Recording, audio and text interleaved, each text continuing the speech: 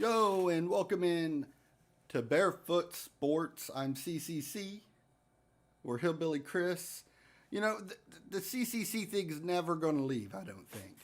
I am a man of many names. But anyway, we are getting back into the stream. We were supposed to finish up 2 days ago.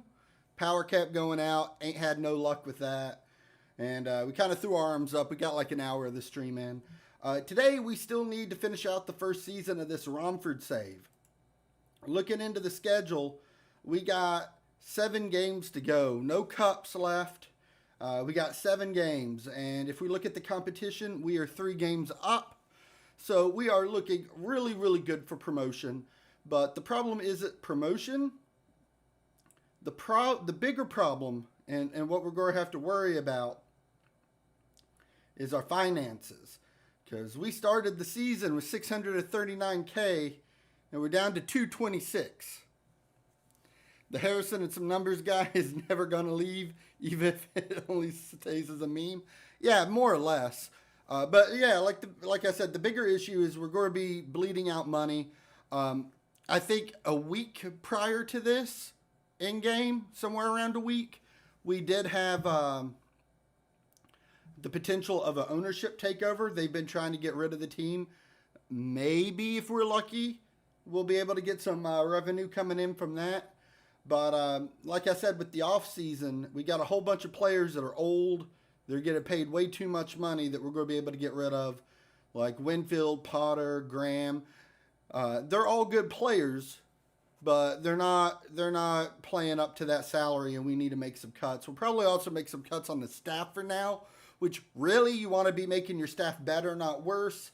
But at this level where we're bringing people in year to year and we're not really able to develop talent, the staff could probably get axed to try to save a little bit more money. I mean, we've already done things like getting rid of our recruitment package or whatnot. So we're trying to stay on top of the finances, but it ain't looking too good so far. Additionally, another thing of note should be that we are also going to have video coming out tomorrow. The video is done. However, we're getting the stream in today, so there's content coming up on the channel. So I'm going to release that video tomorrow for y'all. That way there's more content for tomorrow, and that'll be, that won't be a short. That'll be a full-length YouTube video. We probably won't hit the 10-minute mark, but it'll probably be a 5-6 minute video, somewhere in that ballpark, if I put any more final touches on it. Anyway, with that said, let's get back into it. Let's get back into the games. We're getting ready to play Durham, who's in 19th. They're looking to get relegated. And we're going to keep playing with this 3-4-1-2 that we came up with in the last stream. It's been hit and miss. We've been getting lots of chances. We've been getting a ton of chances, and ain't nobody been finishing. So we ain't had no finishing whatsoever. Hopefully you're only at work for another hour or so. I mean, that's not too bad. I mean, that's about par for the course. Like you said earlier, though, you didn't have too much to be doing. So hopefully it's not being too bad of a day. I figure, you know, we'll kick back. We'll finish up these last 7 games. We could talk about Cristiano Ronaldo going over to Man U. We could talk about preseason NFL if you want. I'm here for y'all. Archie Tamplin's not getting any better, but he ain't going to be on the team any longer either. We already aren't paying him, and that ain't going to change.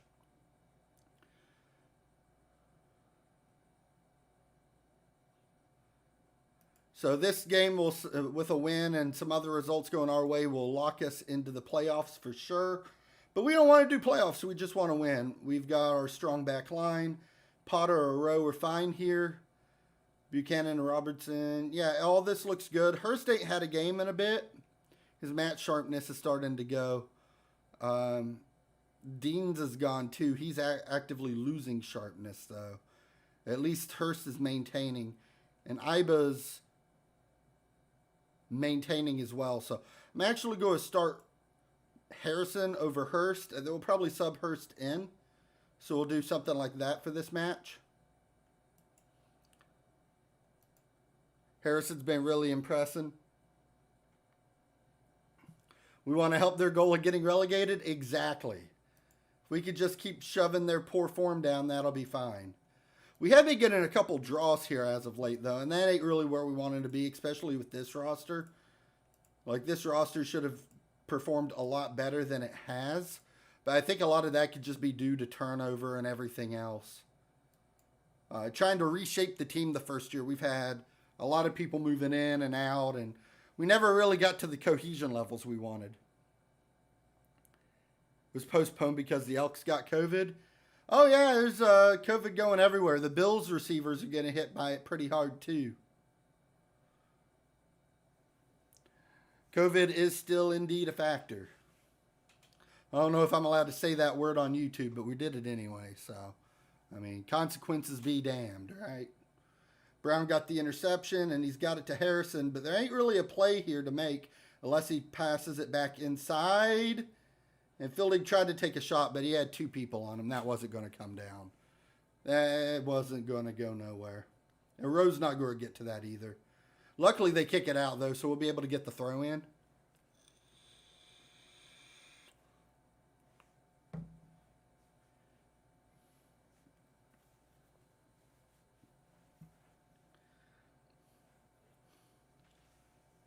Okosemi will probably get a bigger role because he's one of our better defenders and he's not costed too much money, and Winfield's already going to be going.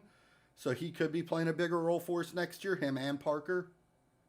I don't even think we're paying Parker. We got a real shot here down the middle, but he hesitated. And we get the free kick. Give him a yellow card. No? Could have hoped. Brown should put this one on goal. That's been the instructions, have been using those free kicks, put them on goal. He's got a couple of them so far this season like that.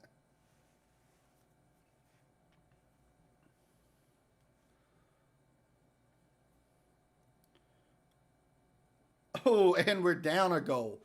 We're not playing like it's number 1 versus number 19. That's for sure. Football Manager hates us. It's been a wild season. There's games where we can't score. Then there's goals that we're scoring a ton. Games are scoring a ton of goals. Games where our defense is crap. Games our defense is spectacular.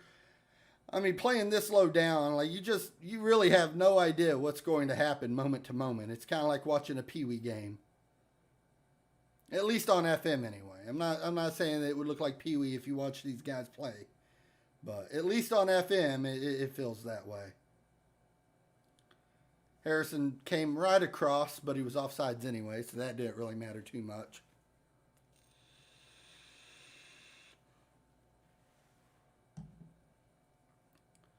And I don't think Fielding was going to be able to beat him back there.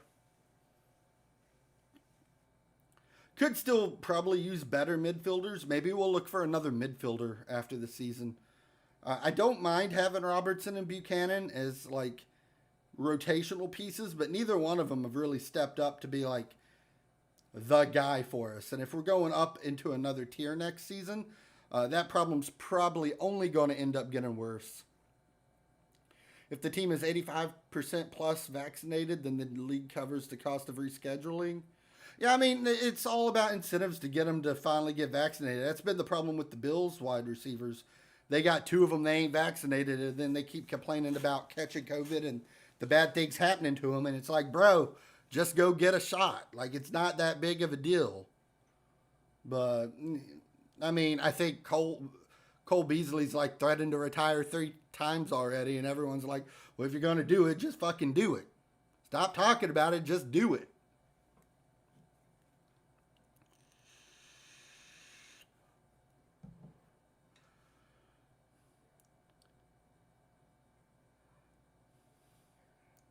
Oh, and we drilled a second one. Buchanan was saying I was talking too much smack about him. That was a crazy shot. Got a little help off the bar for that one, but damn. Coming back up 2-1 at the half. You're in Buffalo, you've probably already got it stabbed anyway. It's a very real possibility. So, I mean, I don't think it's that big of a deal. But apparently my freedom is a thing. People are crazy, Snow. Like, it's not that big of a deal. Just Get a shot. Don't worry about getting COVID and dying. Like, even if you get COVID afterwards, it won't be that bad.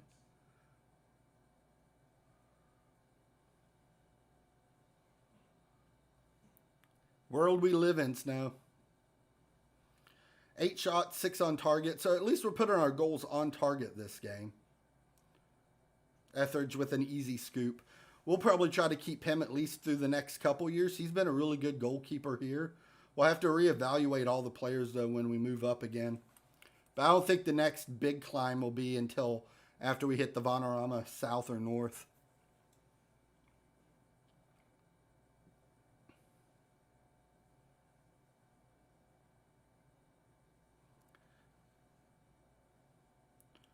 And we still got those big, tall center defenders there, so they're able to really head out all those corner kicks. That's been a real help this season.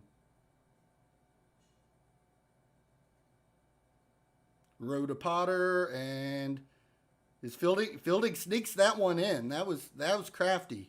I liked the pass, but I didn't know if the shot was going to be there. But Fielding is easily the best player on this roster, and he just keeps showing it. He's put 33 goals in this season, and we still got 6 games after this. Man's been on a tirade all season long, putting goals in the back of the net.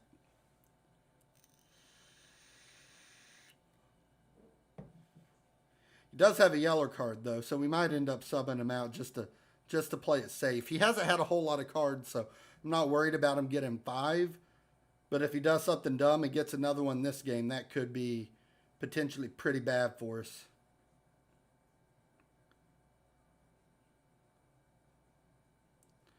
Yeah, we had plenty of people back for that one. They weren't going route one on us.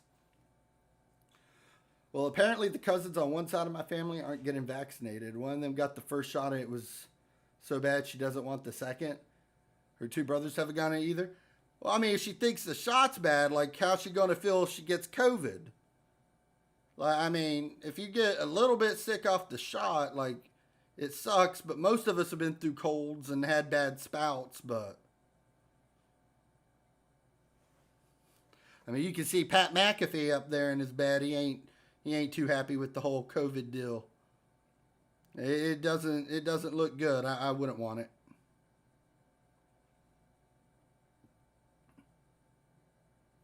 Yeah, exactly, Snow. That's how I'm like.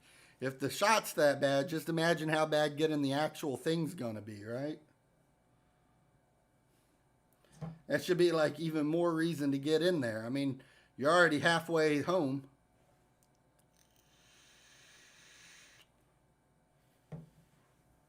And I think with 15 minutes left to go, we're probably safe to go on and make our subs here.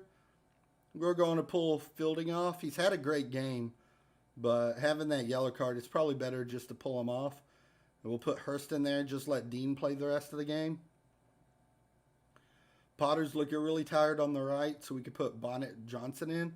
And Bonnet Johnson might be our answer next season. And then who else do we want to put in there?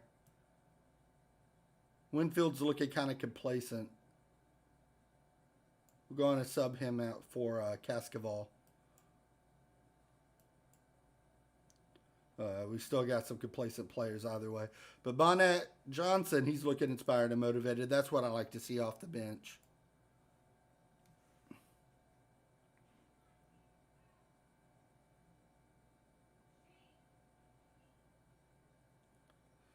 I mean, anything's possible. I ain't going to pretend to be no doctor there, Snow.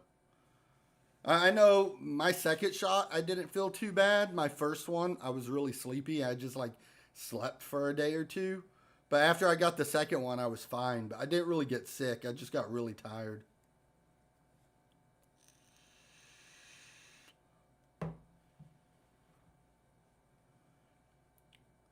All right, 4-1 was a pretty good result so far. I'm pretty happy with how this game turned out. When they were up 1-0, I was a little worried.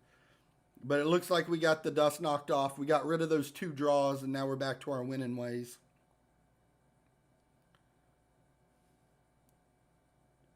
Hurst has a real chance here. And we'll make it 5-1. Look at that.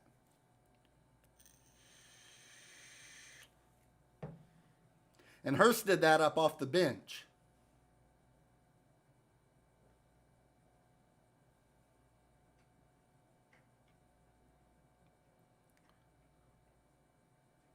And I mean, and that's the other thing about the whole COVID situation, right? Snow, like, I ain't a doctor. I ain't going to pretend to be no doctor. But I also ain't going to pretend to be smarter than all these doctors saying, hey, this will keep you from getting sick. And a lot of people doing the whole do your own research thing, they don't realize that they're not doctors.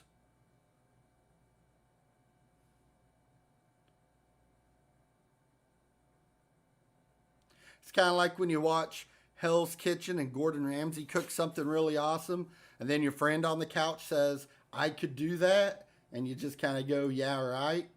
Kind of the same situation with the whole do your own research thing.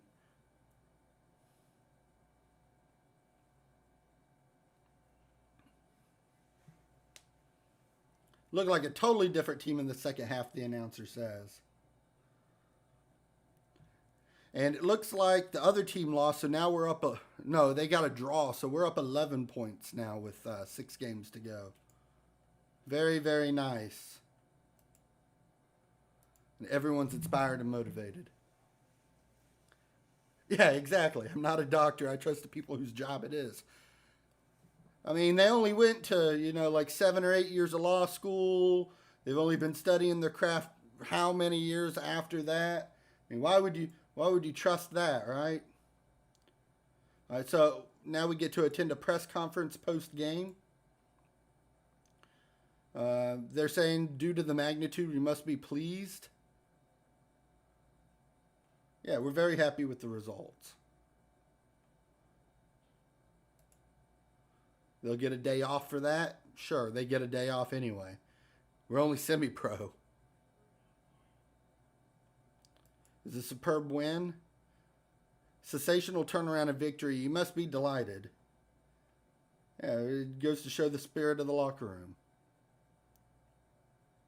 It's a great time to score before half. And Jack Brown's goal was worthy of admission. We'll tell him that Oko Semi plays a complete game. You've delivered some great results lately with your distinctive brand of soccer, leading some experts to herald the rise of Harrison Ball. I don't know, I think we're getting a little ahead of ourselves right now. Is playing this way important to you? I've always admired this kind of soccer, but results come first. Wouldn't be using it if it didn't suit the team. There we go. Hey, Sonny Berry's now respectful towards us. He fiercely disliked us not a month ago. Not even a month ago, it was a fierce dislike. They gave Jack Brown the player of the game with a goal and an assist. He had an awesome game. That's why we put him in the shadow striker route.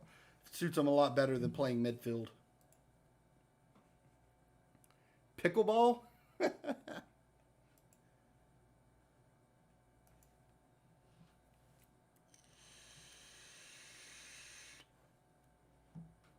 We got Witham Town next, and they're in 6th, so they'll be a much better team than Durham. But a couple more results, and then the rest of the season won't even really matter that much, right?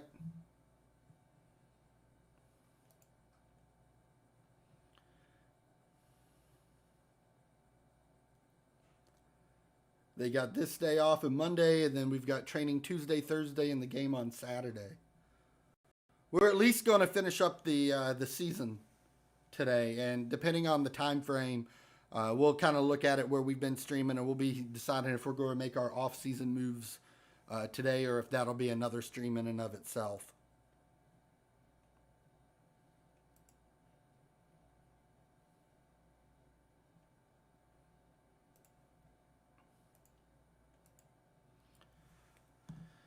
I decided also on the stream now to just not worry with the music too much. I just figured since it's YouTube anyway, if you wanted to listen to your own music, you'd be able to. Jack Brown got called up by the Indonesia head coach.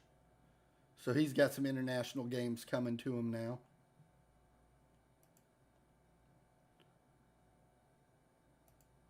We'll keep scouting. There's no reason not to scout. Like, Our scouts aren't really doing anything else other than looking at the people they're bringing to us, because we turn our scouting package off at this point trying to save a little more money.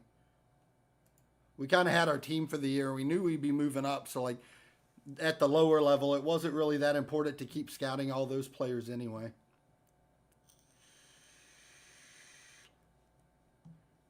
We should be getting our youth intake pretty soon too, so that could change up the dynamic of the roster moving forward too, if any of them turn out to be anything at all to be able to play with. I would assume with the state of our building that most of them will just be cut right away, but you never know, especially as low as we are, if some of them could still contend.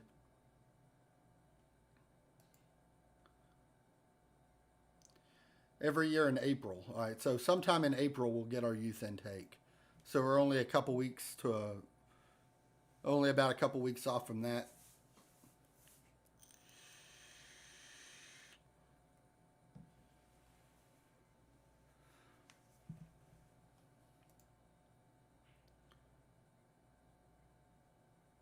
Has the potential to be a north or south player. His stats actually look pretty damn good. He would want quite a bit of money. But it's still cheaper than Winfield to bring him in, right? So I think we'll add him to the short list and we'll keep scouting for now, and we'll deal with it at the end of the year.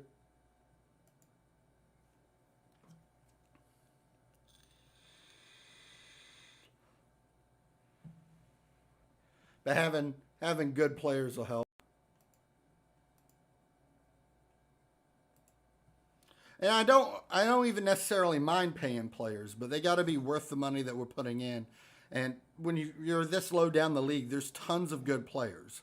When you're at the top leagues, like when you're in the Prem, like the number of good players that you have access to are kind of limited. So you really got to kind of chase after them. But you could be a lot more choosy lower down here, because like if one player says no to you, you got like 20 others with a very similar skill set.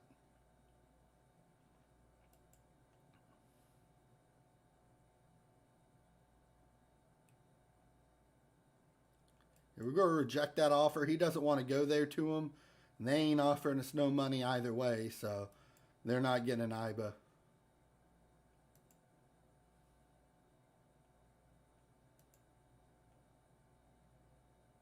This guy has no interest in coming here, so there's no point in even scouting him. He's like, I don't want to play for them. They're not at my level. Unfortunate.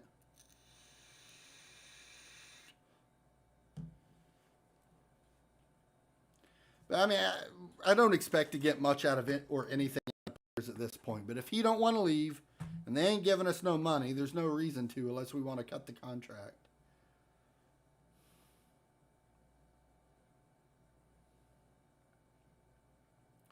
He says he wants to go to Binford. What are we paying Iba right now? Peanuts? Yeah, we're not going to do that. If he had a high salary, we'd think about letting him go.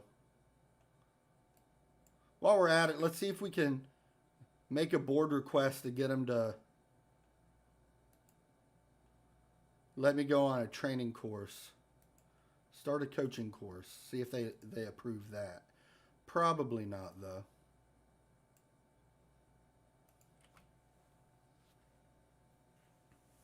Worth a shot.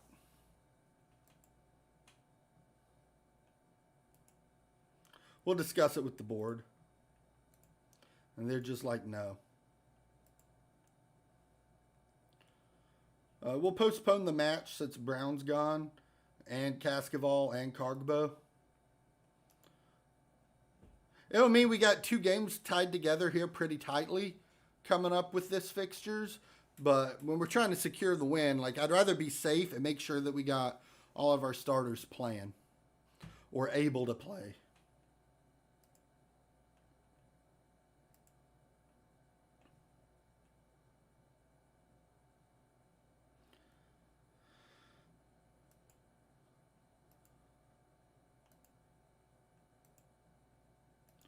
We'll ask about his agent availability if we can.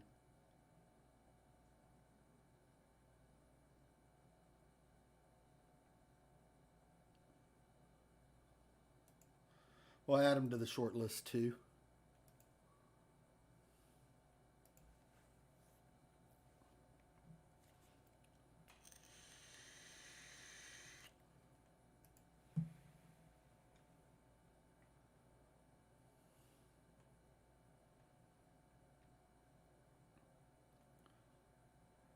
So we're playing this game away, home, and then we got away game. So looks like we're going to be closing out the rest of the season for the most part away from home. A lot of away games. We are now 11 points up with 6 games to go, though. So I think we should be feeling pretty good being almost 4 games up. We really have to screw the pooch at this point. Although I'm not putting anything past us. If I've learned anything, we have the ability to screw up almost anything at any time.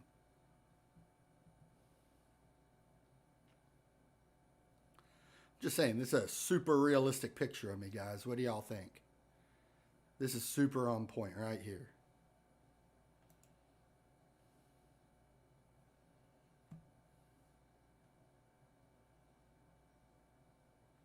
You have to screw the pooch and the other team has to do well. Yes, both things would definitely have to happen there, Snow. And even then, we'd still be in the playoffs, so we'd still have a chance to fix it. I'm feeling fairly confident at this point.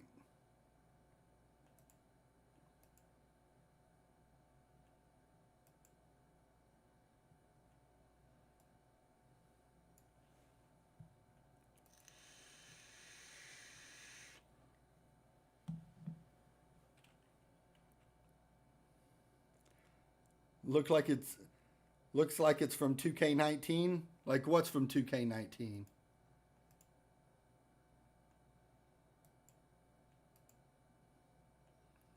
We'll praise here. He went from pessimistic to happy there. Let's look at our dynamics. Other than dissatisfied, we're not bringing in another midfielder. That's fine. We don't even have you doing an individual training for you to be unhappy about, do we? Oh, we have you shooting. You're not happy with that. Let's move you to final third then. And we'll go back to the dynamics again. It looks like McLeod and Ola want game time again. We'll write that down.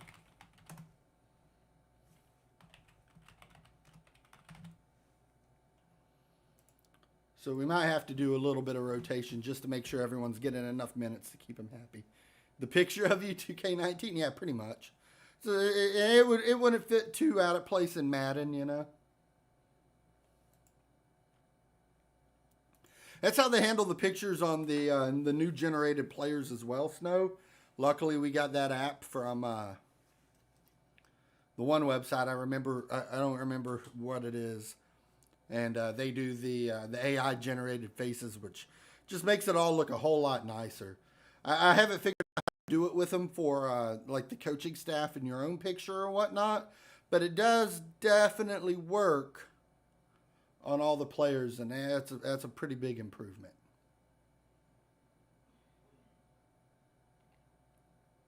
Can't say I'm too disappointed with that.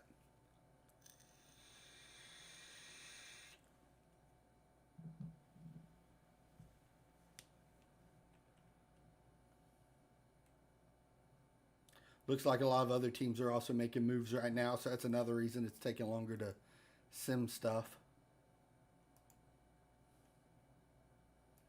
We're not playing cautious. And then McLeod and Ola want game time.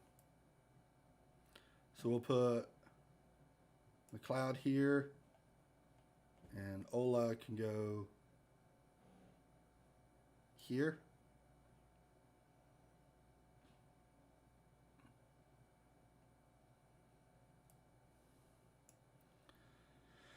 I think we'll be fine here because we got a left, a right, defenders. Yeah, all that looks fine. We'll move forward with this.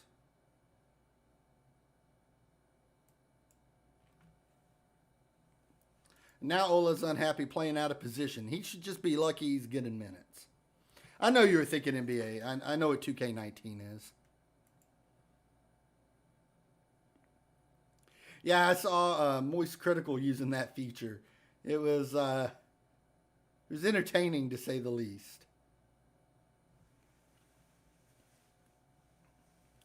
I mean, at least they try to do things, right?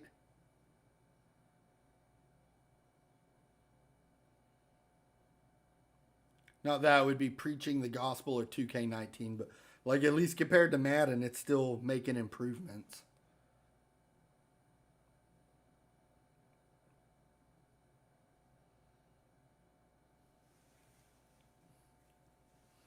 Madden just doesn't even look like it's going to be trying for a while. And that's going to be another video we got coming out sometime here soon.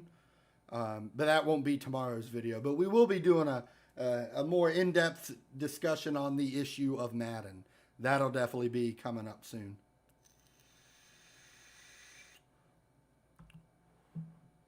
Ola was wide on that. He just didn't steer it enough. It didn't look like a terrible shot, though.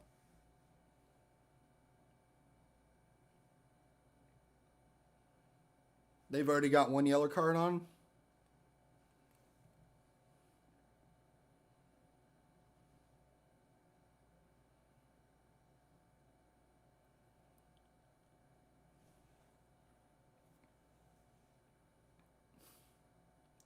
Brown with the nice interception there. And he bombs it to Hurst. Hopefully he hits it back here. And Fielding puts it in the net. We called it. Goal 34 of the season for Fielding.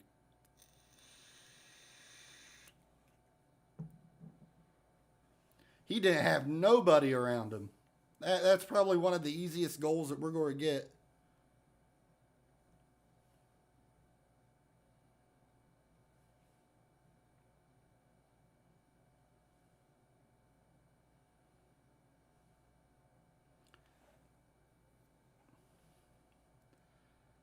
I think if we could keep our strikers, I think we'll be in a good position on the attacks.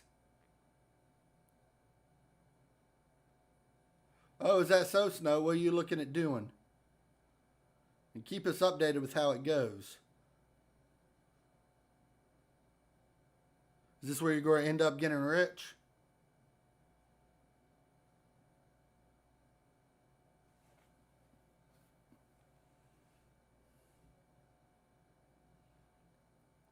Did you decide you were going to get yourself into some Mel modeling there, Snow? What's this about good positions? We were talking about good positions and Snow doing Mel modeling. Probably not, but maybe richer. How you doing, Yuri? What's up, dude? Your animation, Yuri, ended up looking really good. I think you made a lot of improvements with it there. Just stupid Photoshop with its dither, right? Though I guess you can't always control that either.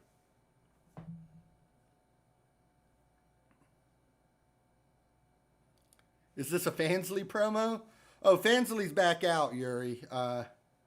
OF changed their announcement. They're okay with everything again. They decided they liked money.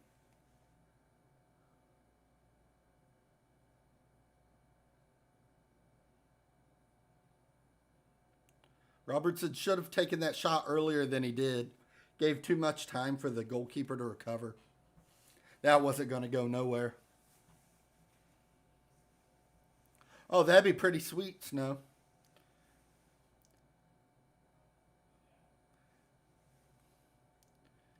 You should put me down as a reference of helping a strummer keep his stream strumming.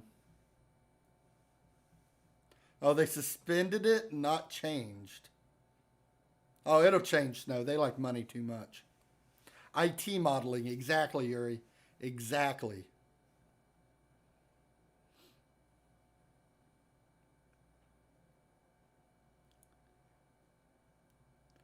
I mean, I think they like money way too much for that to ever really happen. They had to have seen that backlash coming.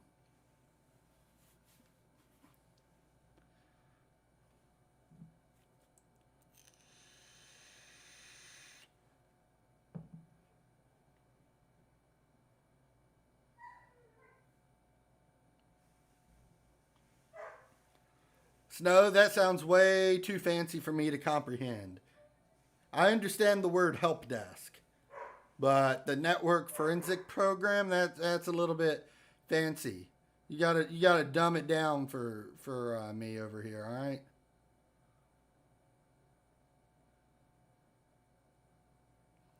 Oof, we gave up a goal right before the half. That's terrible timing. If we could have held out just a little bit longer, we could have regrouped, went in 1-0. Nah, we're going to let them draw it up with us. We have not been playing well the last half this season.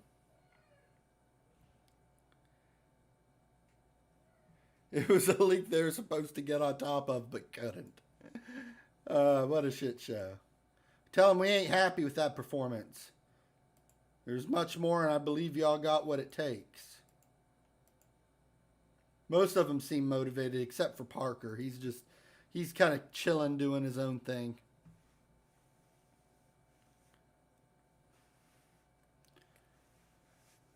You feeling torn, Yuri? I don't feel torn. I mean, I just see it as something that doesn't really affect me, and I don't worry about it. But you can't deny that, like, that website wouldn't make nearly the money it makes if it wasn't doing that. Oh, how is it tax-free? It shouldn't be tax-free. Like, even when you're strumming, you got to file your taxes. Now, if they ain't claiming it, that's not them not having to pay taxes.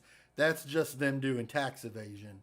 Which, if they can't get caught, then, you know, more power to them. But somebody will eventually get screwed off that. That's for sure. Uncle Sam eventually always gets his. Snow says, so when someone hacks into your network, you have to figure out what happened and how to fix it so it doesn't happen again. This is a program that helps you search through and find the hole. Sounds fancy. But I also find it kind of funny that we're talking about OnlyFans and you're over here talking about filling IT holes. Very fitting conversation. Never change. But that explanation, I do understand. Those words do register.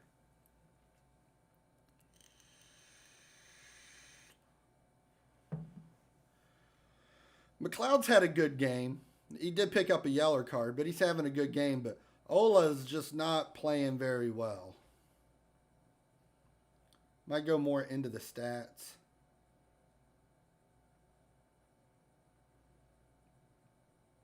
Our pass completion's not very good.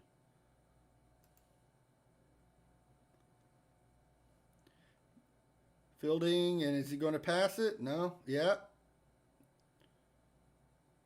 He should cross this in. No. Got deflected.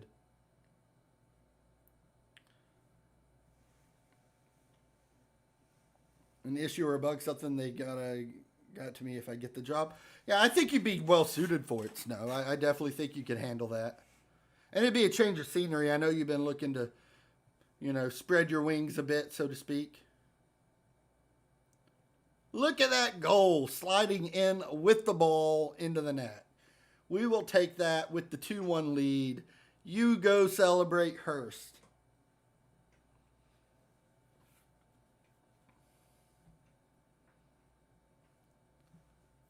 But, I mean, you got to do what's making you happy. And if you ain't happy with where you're at, you got to go find something that's going to do it. Provided that it still pays the bills. I mean, happiness usually comes with having a roof and food and whatnot. Hurst with another chance, and he bricks it. Of course he bricks it. It would very likely be more money. Hey, more money's always good. You get to be happier with what you're doing and you get to make more money? I don't see a problem with this. Seems like a no-brainer, right? Go on and start setting up our subs for the game.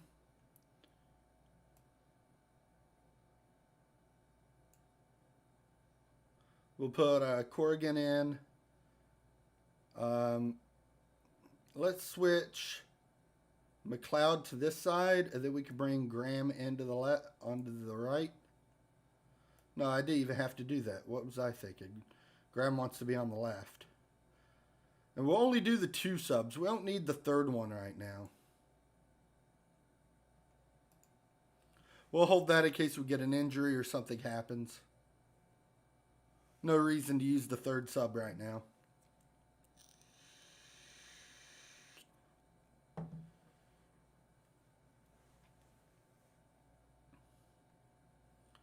While we're at it, we're also trying to protect this lead. Are they going to get this? I paused this at a horrible time for us.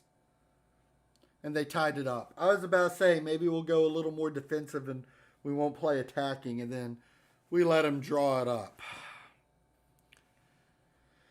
Horrible timing on my part. Well, we're going to stay attacking then. We do need a goal.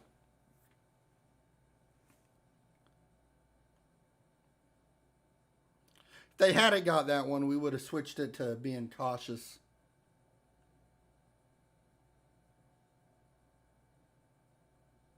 Or, we'll just let them put another one in the back of the fucking net.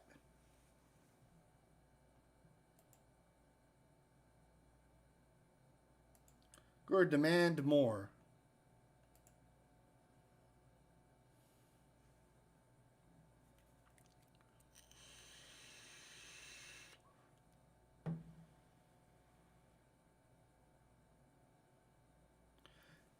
That was not offsides.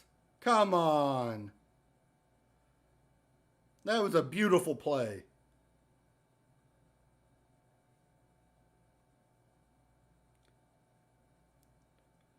Mandatory riding courses? Yeah, you were complaining about those before. You're still in riding courses? Sorry, Snow. I know you haven't been too happy about that one.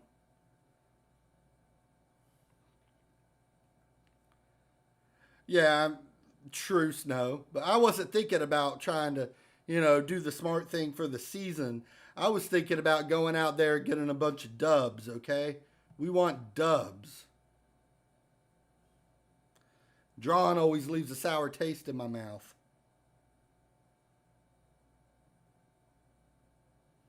But so does losing.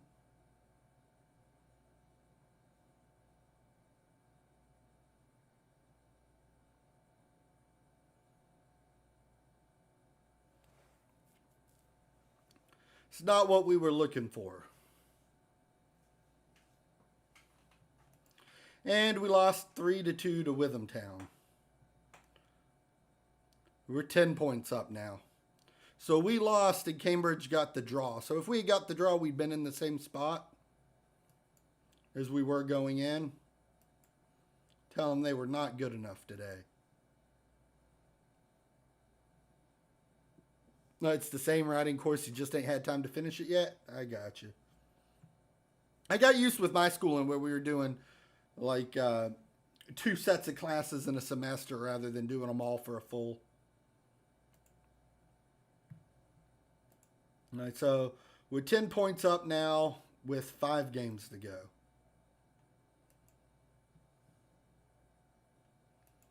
Corrigan had a pretty good debut, though.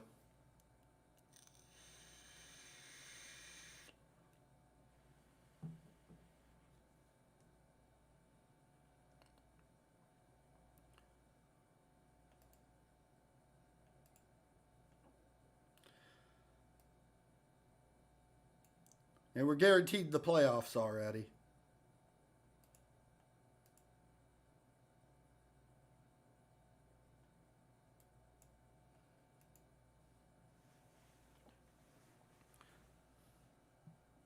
But is this at least like the only riding course you got to worry about, Snow, or you got more?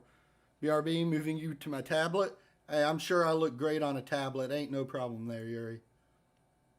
People keep going after Iba. But if they ain't offering us nothing, like he's a really good like reserve piece for us.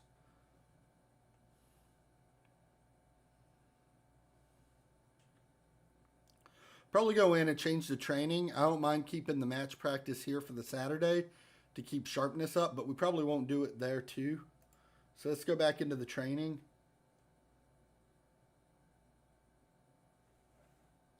And into the calendar there. And we'll keep this here.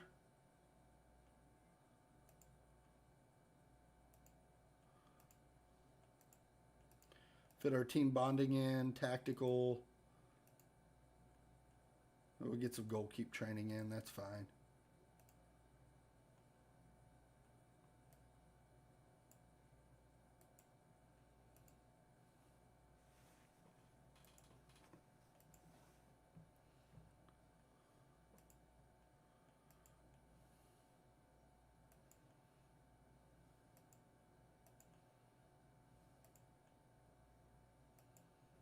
We'll just keep scouting on those guys that we got there. As far as I know, it's the only one, thank God. Hey, I mean, that just means you're almost done with it then, right, Snow? Then you ain't got to worry about it no more. Yeah, we already set that training. That training's been set, so we're good to go. We'll keep advancing. 5 games to go, 10 points up. Can we finish strong? The way we played against Witham, it doesn't look like it.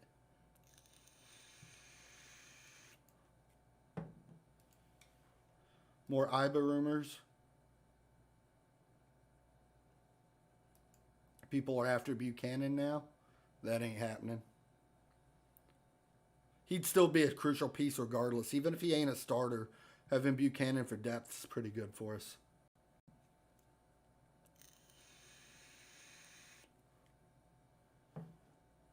I don't even want to entertain that idea.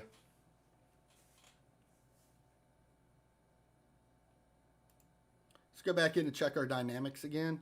They really want us to get another central defender. We just ain't got the money for it. I don't really think it's a need. Cascaval's kind of concerned about his gameplay. He's pretty close to the starter level, so we could get him the game. Fielding's not happy with that set of training either.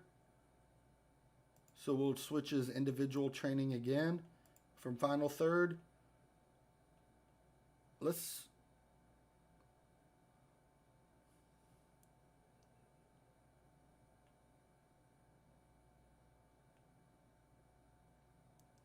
I'm not so much worried with the passing, with upping his passing, but his vision and his technique going up with that could still be beneficial for us. So I think we'll go there. See if that change did anything for him. He still looks concerned, but we'll wait a day or two and see if that changes.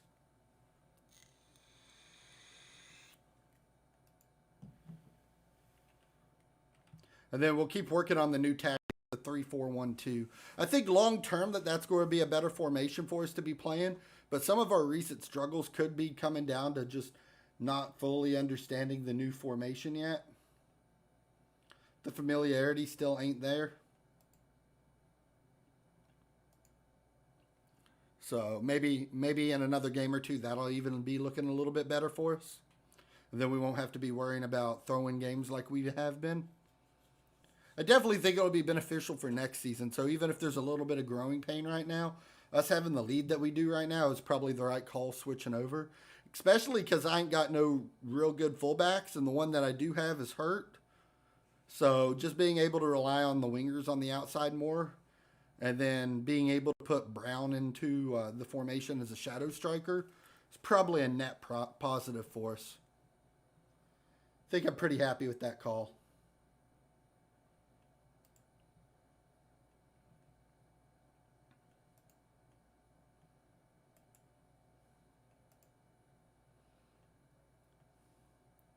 He played the full 90 minutes in his international game. He didn't get no goals, though.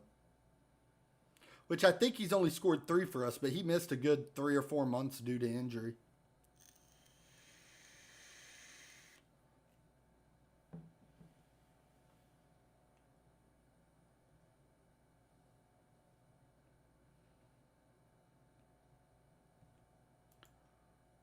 It's all been pretty quiet. After the 27th, we'll be able to go back in and see how the other teams did on their results. And then kind of compare that down to us. And kind of see how far we are from just being able to win the league and be done with it.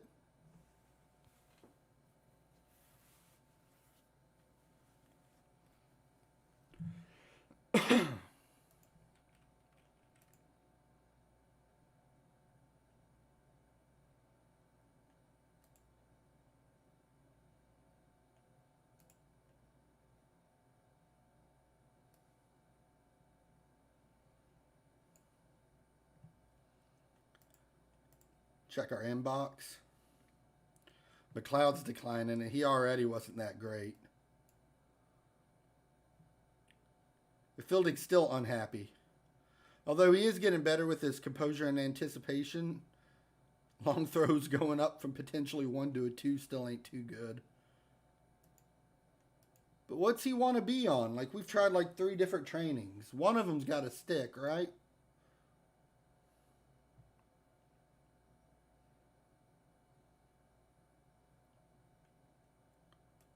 Oh, he wants double intensity? We could do that. See if that helps. Maybe he's unhappy because he wasn't training enough. Yo, Arsenal, what's up? I was wondering where the Twitch notification was. Lol. YouTube stream. Got it. Yeah. Arsenal, we're doing everything off of YouTube. Yeah, he's our best player, Arsenal. He's knocked 34 in this season. Right now, we're just kind of finishing out. We're 10 points up with 5 games to go.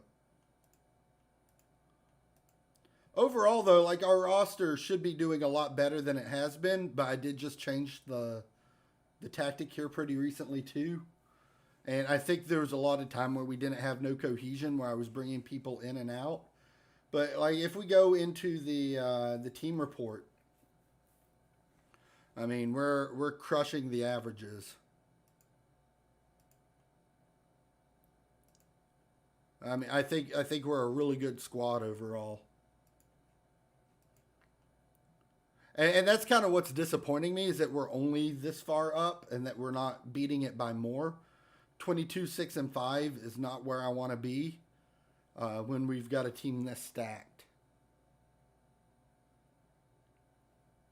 But another thing I want to talk to you later, Arsenal, because I know you're real good at the footballs and whatnot, is I've got my tactic and I've got my tactic set. But what I really need help with is set pieces. And I just don't understand enough about corners and whatnot and what a good formation here looks like to really know what I want to be doing. So at some point, if you want to catch up with me and help me out with that, I think that would make our games go a lot better too, because we're not really being able to take advantage of any of our set pieces. Because we've been kind of have to play them pretty standard.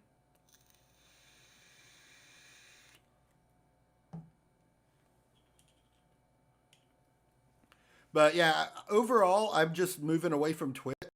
And it does kind of hurt me where I had the audience base on Twitch. And that's kind of where people are used to seeing me. But there's a lot of advantages to YouTube, like my VODs never disappearing. People getting recommended my VODs through algorithm.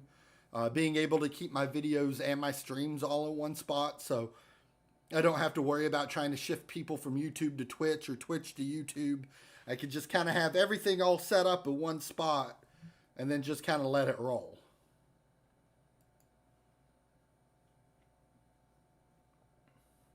Generally depends on your height, the height of your squad. Shorter squads, you want to go for deep runners. With tallers, you want to crowd the keeper and play for flick-ins. Yeah, that's one thing I've done with this team and one thing that I've been pretty happy with. Like a lot of my defenders are pretty good-sized people. I've got a 6'3" guy here. Cascaval is 6'4" with 15 jumping reach. I've got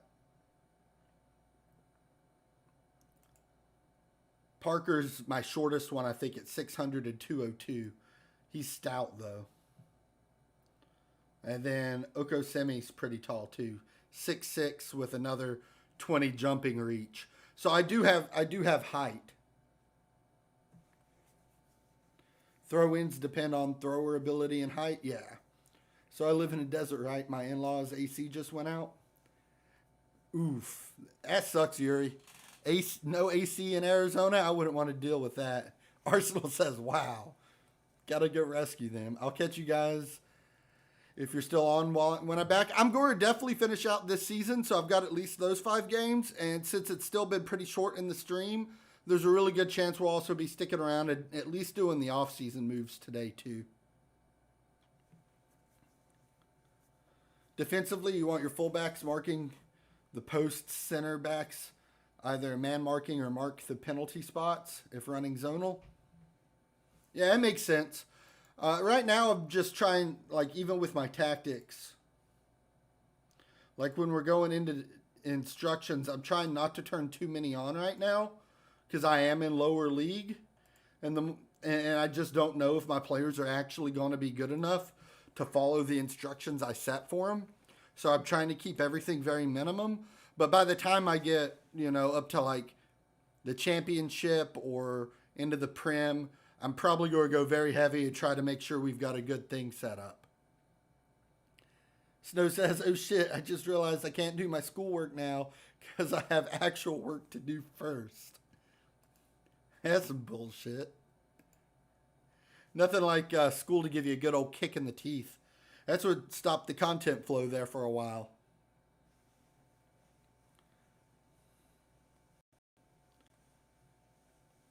Yeah, I mean, I get the whole idea. I guess my other question is like, how do you set it up to be good enough Arsenal when you're doing a lot of subs and a lot of rotations?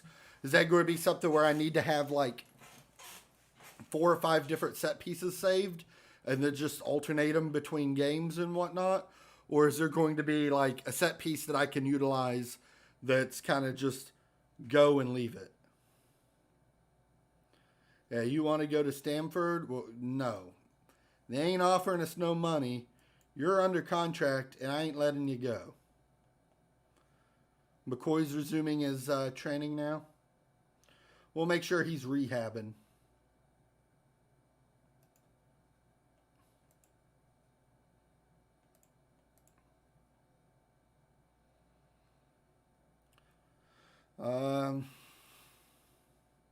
His pace is all of his stuff's kind of suffered. Do I want to do general? Yeah, I think we just want a general because everything's just kind of suffering.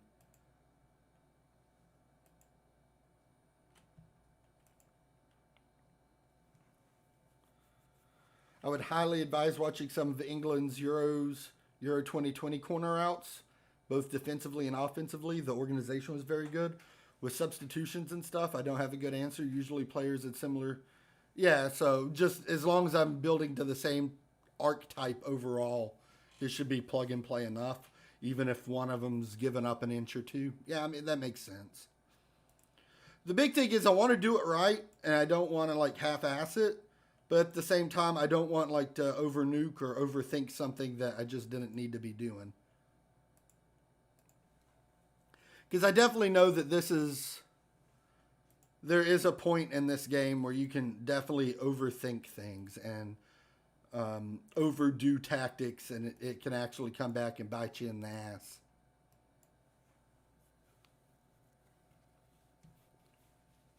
So just trying to make sure everything's even killed is usually pretty important. Yeah, that could be a good thing too. I do know the AI in Football Manager is good enough that if you keep running the same formation or the same set pieces time after time, that they'll actually start game planning against you. So having a couple different things to be able to switch to. And like you said, maybe even by the half could be a good way about going to do things. 100%.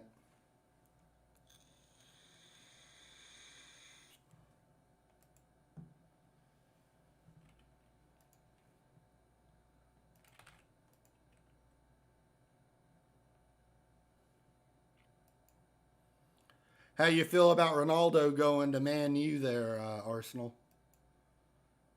I'd like to get your opinion on that one too.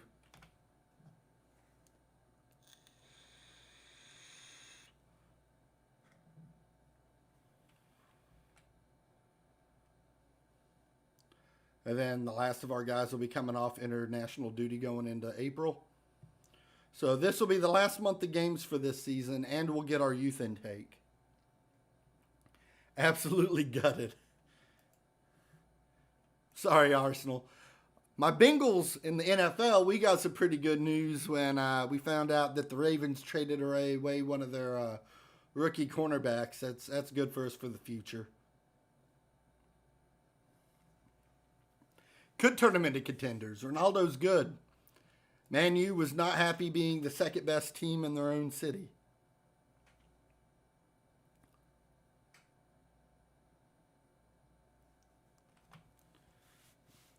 Now, here's the better question. What's the best athlete that the Glazer family employs now? Is it Ronaldo or is it Tom Brady? Maybe I'll put that one up on Twitter. Maybe that'll be a Twitter poll for later today. Yeah, they got a draft pick in the 5th round, Arsenal, and they're the deepest, and it was a good corner. He was supposed to, if he went into the draft last year, he would have been a first rounder, but he had kind of an off season. And he got drafted in the fifth by the Ravens. And then the Ravens have the deepest corner group in the NFL. So they traded him to New England for a seventh round next year and a fifth round the year after. So they flipped a fifth round pick into a fifth and a seventh. But that kid, if he lives up to his potential, he's one of those low floor, high ceiling kind of things. Like there is a chance he'll just be a bust and, he won't work out. But the ceiling on the kid's really high to where he could be a very dominant player in the future. He's probably worth more than a fifth, in my opinion. He probably would have been better at, I would have judged him being like a late third round pick.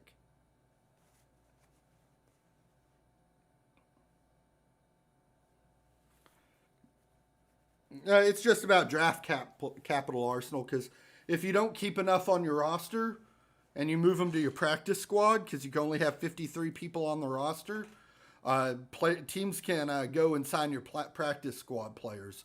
So if he was like number 6th on their depth chart and he wasn't going to make the roster, then there's, for this season, because they are very deep, he would be more of like building for the future. If he didn't make the roster, then anyone could have picked him up for free.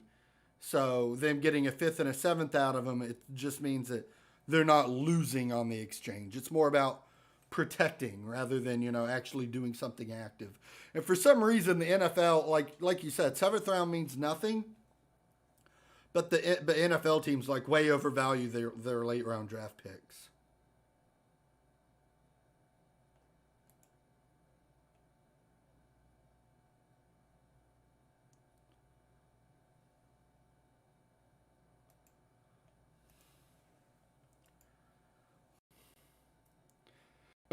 Brady was a sixth. No, and Brady's like the exception, not the standard. Brady was pick 199, but he was definitely the exception to the rule, not the standard.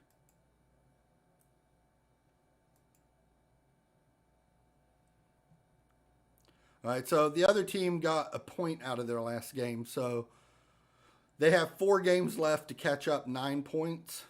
So we're in really, really good spot to be able to promote.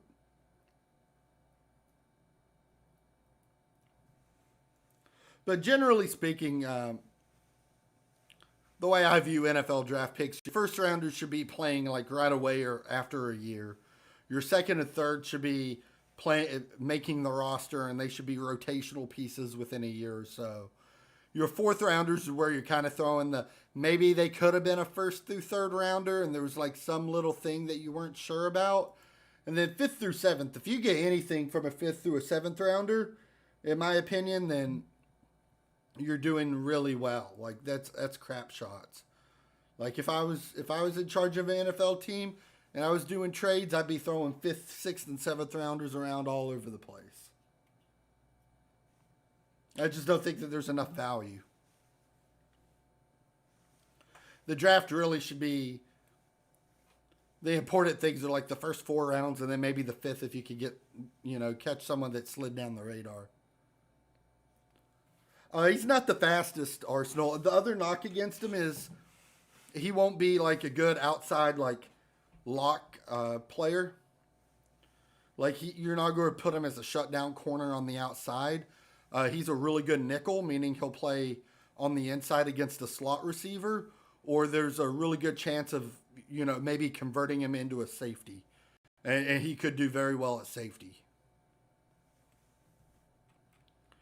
I'll pull it up for you. I'll pull up some stuff on him for you.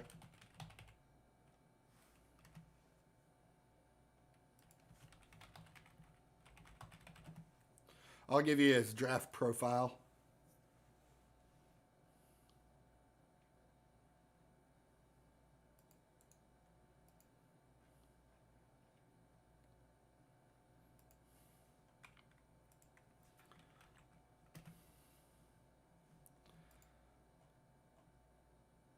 He's big for a safety. He's 6'1" and 196. Don't get me wrong, there's no secondary player that's big, right? But Like when you think about like your outside corners and whatnot, they're like 5'9", 5'10", and probably like a buck 80. But he's like right at 200 pounds at 6'1", so he's very very tall. So definitely a bigger guy than Arsenal. They are not happy with the results we're getting on the pitch, but to be honest, I ain't happy with them either.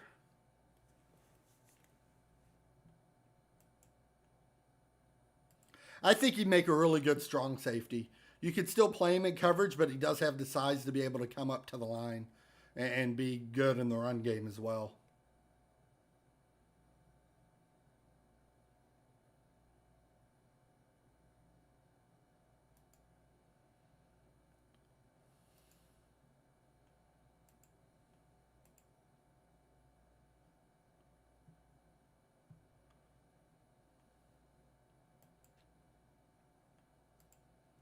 All right, so the board's placed an embargo on our trades. It looks like we might be getting our takeover to happen here pretty soon. Consortium targets Romford takeover. The investment upwards of $1,000 in the club. $1,000 takeover, boys. Throw a refrigerator in there to boot.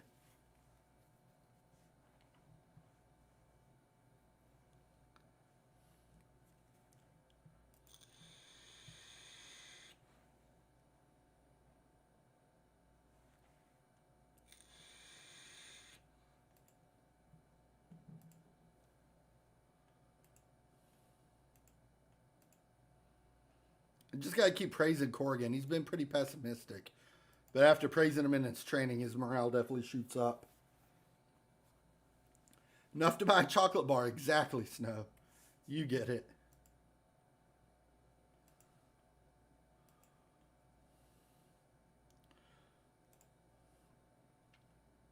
Let's go into our dynamics. See our happiness on playing time. Cascavol's the only one that wants the game. And they're just going, like I said, they're going to have to stay unhappy because I'm not signing another central defender right now. It's not happening. We're too poor to be affording more players. Yeah, if I could buy a soccer team for $1,000, I'd probably do it too. We lost the last time we played. How's that affect us mentally? Oh, we want to win every match. We're not treating it any different.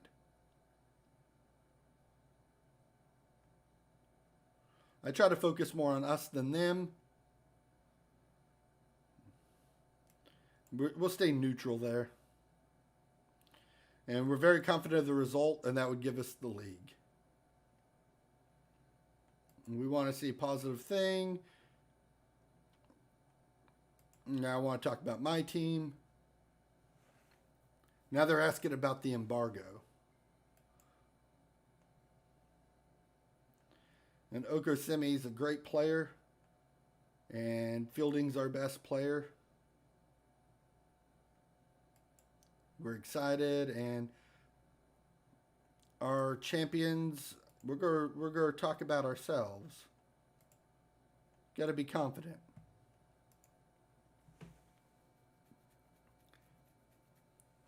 Well, I mean, that's the hard part, right, Snow? Like a lot of clubs have trouble turning profits. I mean, even some of the big clubs do, but when you're in lower brackets, like it's hard.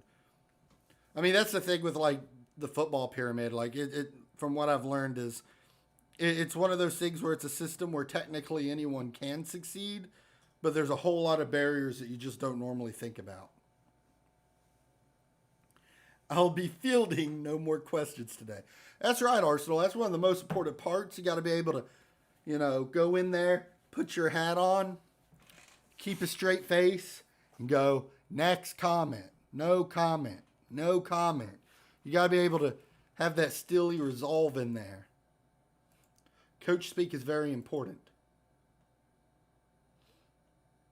Go offer Brown a new contract. I don't want to lose him. End of season, suggest. See if we could get him for 17. Oh, I guess, yeah, 17 17's fine.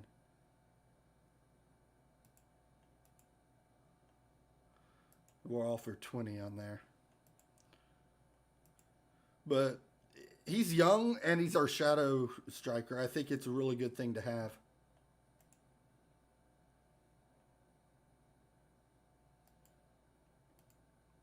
I've been really happy with him. Yeah, a good FA Cup run really helps Arsenal, and we didn't do too well in our cup competitions. But I think a lot of problem was we just had, like I said, like a lot of turnover, and there was no cohesion, and the team wasn't playing very well. Right now, we're not playing very well either, but I did change the formation like only 4 or 5 games ago. So we're also kind of trying to rebound off of that as well.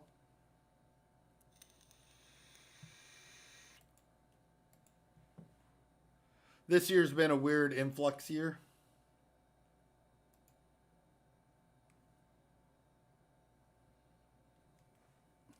But I mean, even if we promote this season, we're still one step away from the Vanarama South or North. We're in Tier 8 football, so expected too much out of cups probably isn't something that we should realistically be thinking about right now either. Just kind of is what it is, right?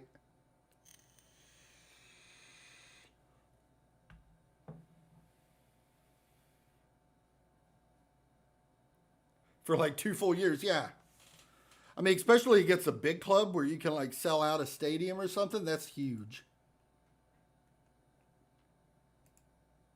And the game day money and the television revenue. And yeah, if you could get matched up against some of those big squads, it will definitely help a low team out. You wouldn't say that?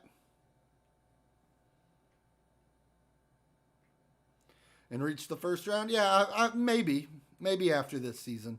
I did kind of get stuck with not being able to make all the changes I would have liked. And a lot of that was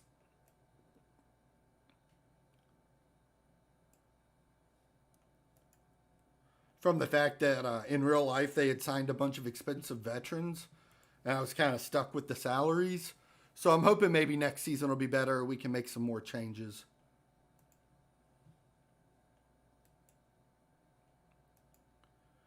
But the contracts were definitely very stifling.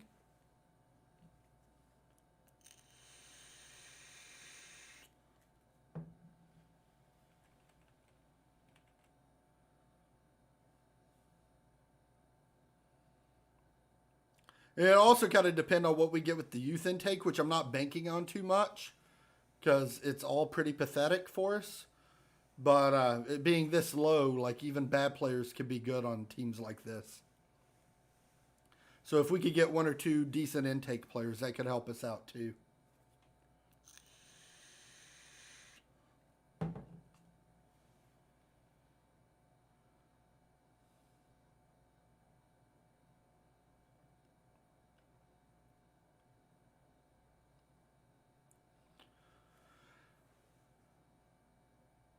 Bombing it to Hurst. Bombed it a little too deep though.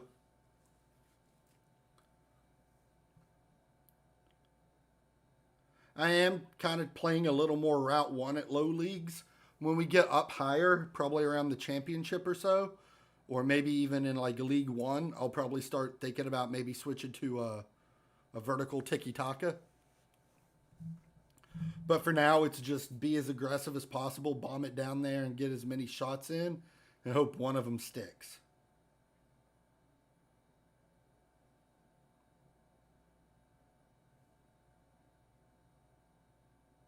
Yo, Brad wants to start fantasy football. Hey, if Brad's down, get him in there.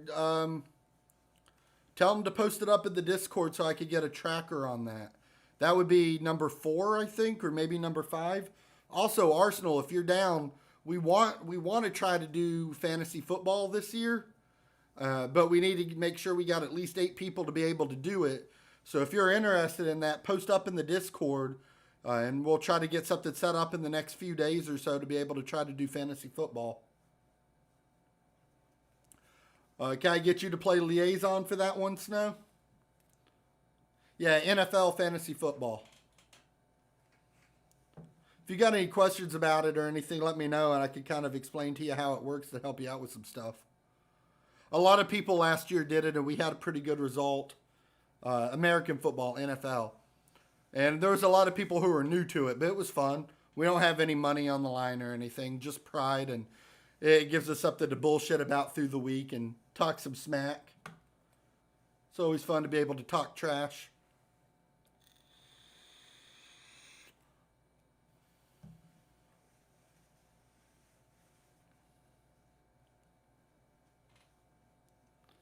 Oh, fair enough, Arsenal. Yeah, I don't feel confident enough in knowing enough about your football yet to be thinking about doing something like fantasy with that, but that might be something that I'm also trying to do next year. Next year, I'd probably try to set that up. We just have to figure out the league, probably Prem League.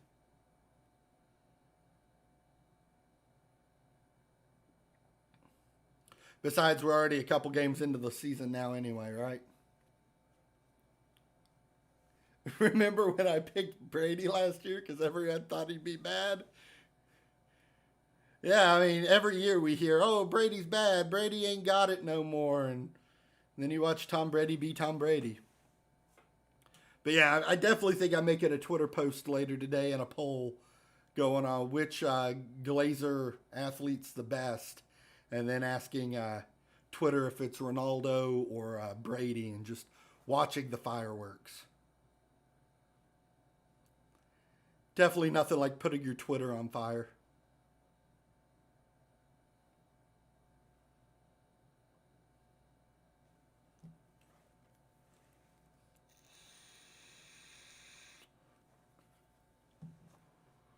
Fielding almost had a second one in there. He tried to slide it in. He had a good shot from inside the box. That second shot he tried to take was pretty pathetic, though, from the edge.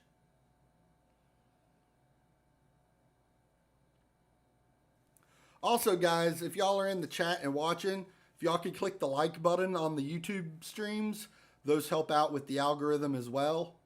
I know a lot of you all are already subscribed, but the likes do help get more people in there and get the visibility up.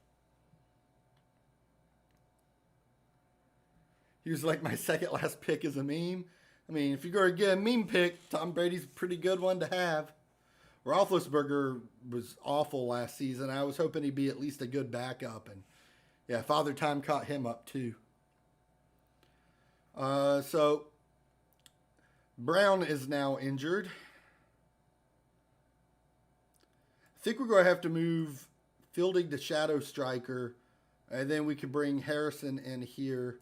And I think Harrison will be a better target man. We'll put Hurst in as our advanced forward.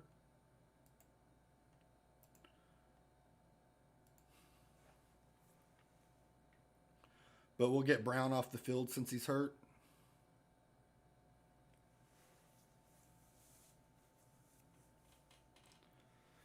I've liked Matt Ryan in years past, no, but I don't think he's been so good the last couple years.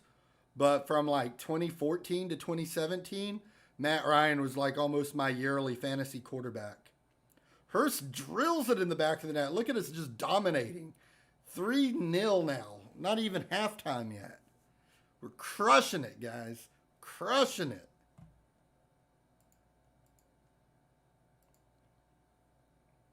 Why can't all of our games go like this?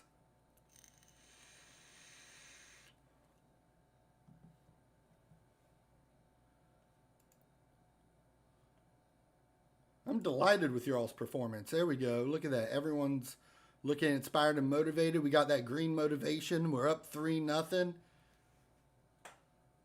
There's a little bit of rain, but we don't really care about that. No, it was a superb finish, Arsenal. But yeah, playing in the lower leagues, my whole goal is just get as many shots as possible and hope something sinks. So, like, we'll probably lose on possession in most games. I just want to see us taking like 15 to 20 shots a game. Eventually, you got to get lucky enough for something to get through. Go bring Graham on for Rowe. Rowe's getting knocked. We still got one more sub.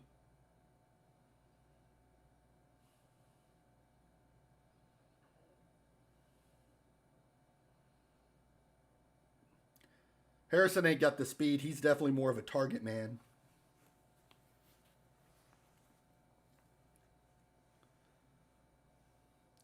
I'll have to check Arsenal. I'm not sure.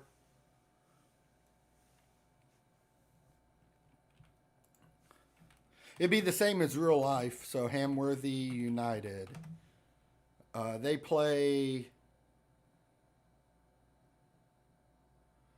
in the Wessex League Premier Division. So they may be one league up. Because we're in the first regionals, and it looks like they're in the regional premier. No, this says ninth tier, so they're the Prem of county. So we're one over them. They're in the county premier. We're in the regional first tier.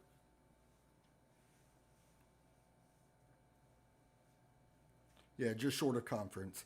Yeah, my database goes that low, but I didn't load that much database, I don't think. Just because it's really hard on the CPU with that many. But they would be in my database. Maybe for, if you want Arsenal, maybe for Football Manager 2022, maybe we'll go with Hamworthy United and maybe I'll take them up. But the database does go all the way through, I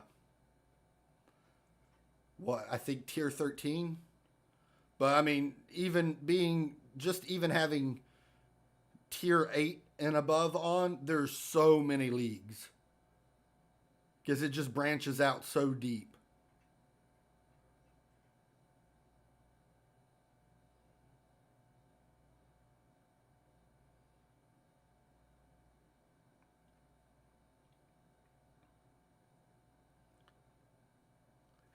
Hurst is just like, the clock's almost over. We're up 4-0.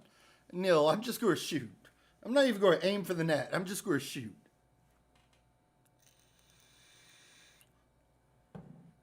At one point, Arsenal, I was thinking about starting at League 10 and playing as Cadbury.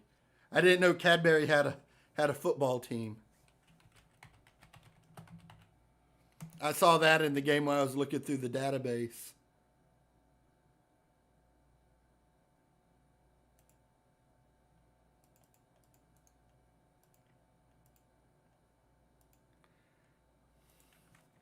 Yeah, it's an actual thing. There's a link. Cadbury FC. It's an actual thing.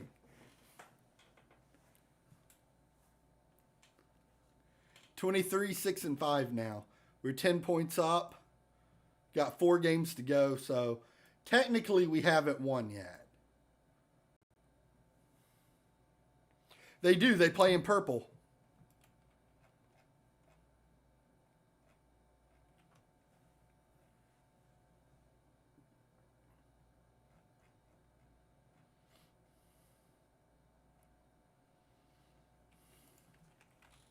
See if I can get more pictures.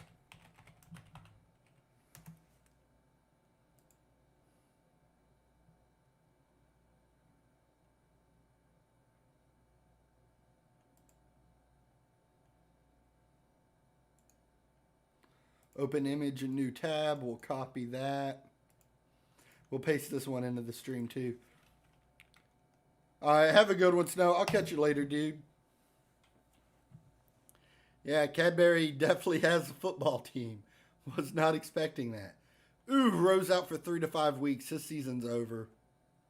We're going to leave him to the physio. I'm not paying for injections.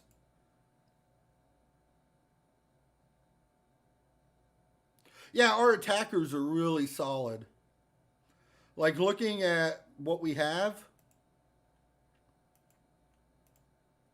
If I go into my...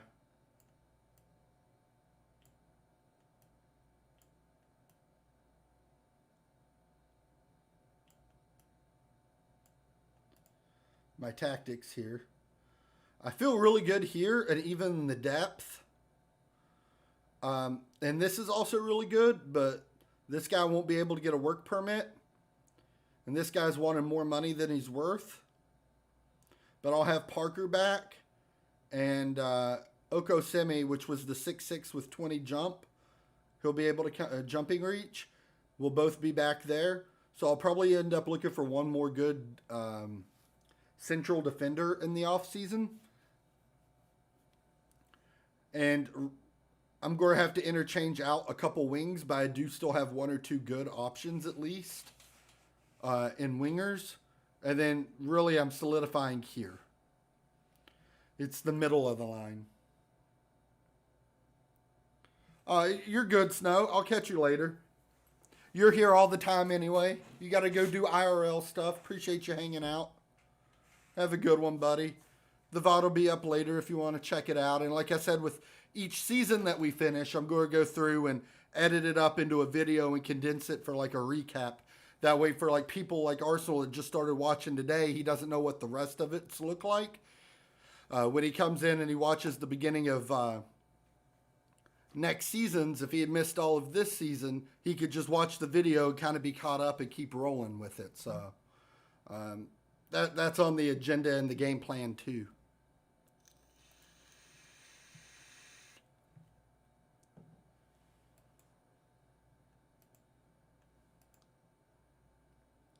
League table tells me enough. I honestly think that the performance of the team is what's expected. Like, we should have won and we should be winning. But I feel like 75 points isn't enough for where this team's been. Like, we should have, I think that we're a lot better than this, so we should have got a lot more points. But it's been like super Dr. Jekyll, Mr. Hyde. Like, we should have performed even better, especially for the money that's been getting put in. And I'm going to keep working tactics since we changed them. They really need to get tactical. Attacking corners is good. We'll probably also do defending free kicks. I'm not asking to go unbeaten, but we've got 6 draws and 5 losses. I would have expected like half of that. I would have expected like another 3 or 4 wins.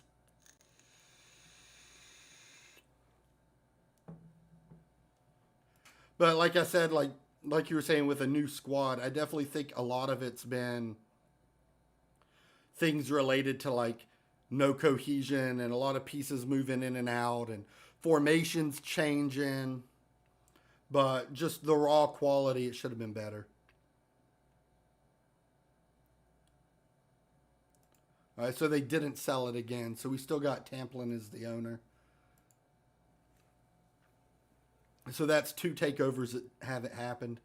Apparently Tamplin wanted more than $1,000 for his football team.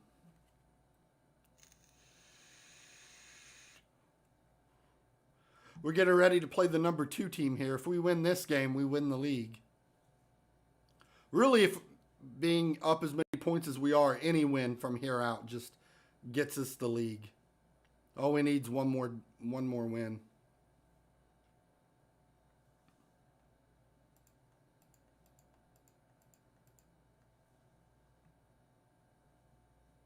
No, for the most part, like the quality from what I've understood playing through these has been roughly the same for every tier up until the Vanarama North and South.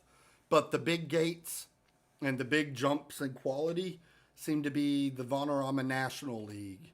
And then your next big jump's the championship. Like those seem to be like the 2 real big hurdles to get through. Let's hold a team meeting.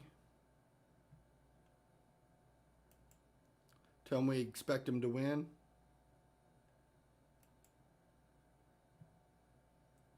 Overall, they're pretty happy. Graham could go fuck off for all I care. He ain't coming back next season anyway. He wants more money than he's worth.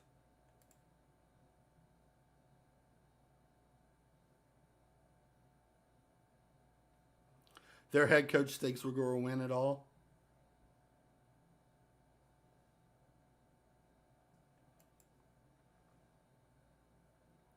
All we need is a draw to be champions.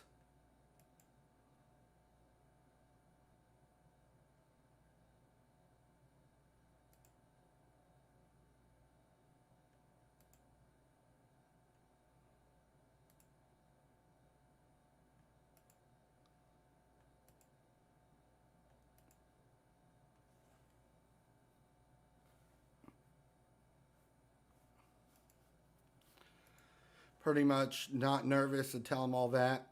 Barry's decided he doesn't have great respect. That's fine. He fiercely disliked us like a month and a half ago. Yeah, those seem to be the big gaps. Like, don't get me wrong. Like, League One's definitely better than League Two and all that other stuff. But like the big hurdles and like where teams fall and like where the money falls, it definitely seems that like if you could get out of Vanarama National League on this game, then like League Two's not too difficult. But like the championship with all those Prem teams falling and all the parachute payments is hard. And the National League seems to be like the turning point on like player quality in low leagues.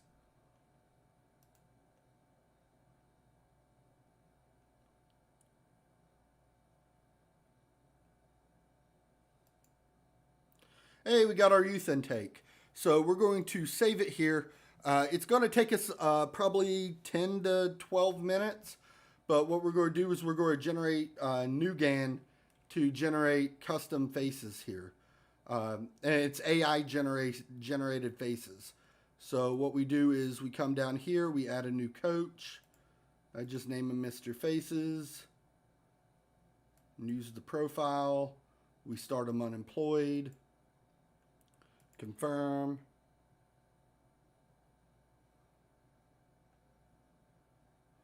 Now we come down here to the short list. I load up NuGAN.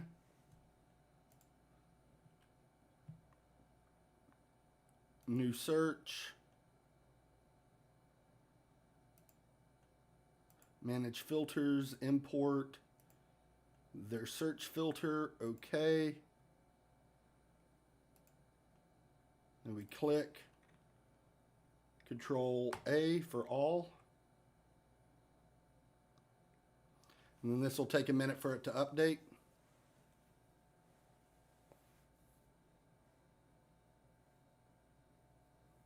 Three 2.5s. Yeah, I'm not upset with it. Control copy.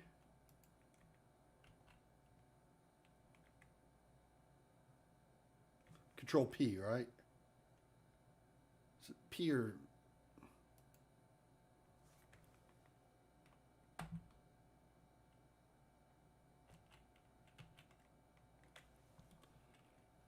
there we go. We want to save it as a text file.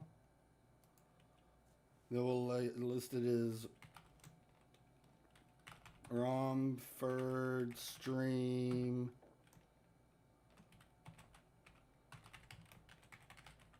and then the dates 07 April 2021. And we save that. So now we got the text file with all the players.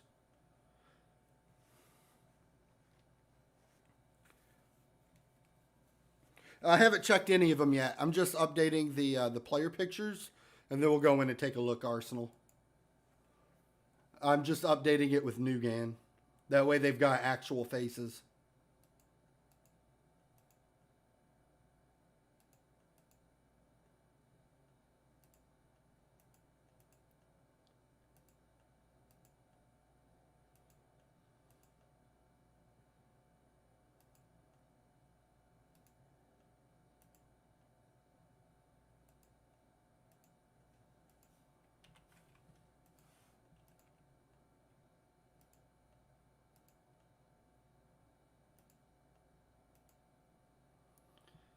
So then I go find that text file, open, and hit replace. So it's doing its thing in the background now. Usually takes a minute or so, and what it's doing is it's taking AI generated faces and it's matching it up to each of those players and then putting it in the image directory.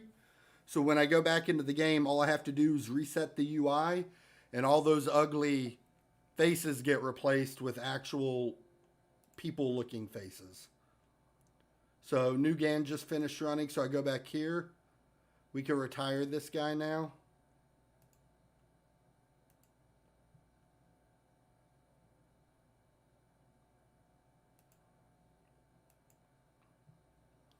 And when we go back to our profile, we reload the UI and all those faces replaced. So Watch this. So you see this face?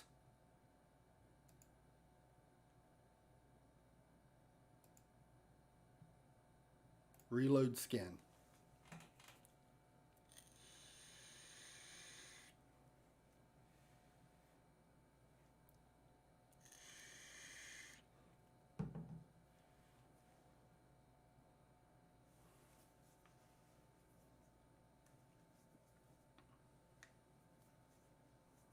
And we wait.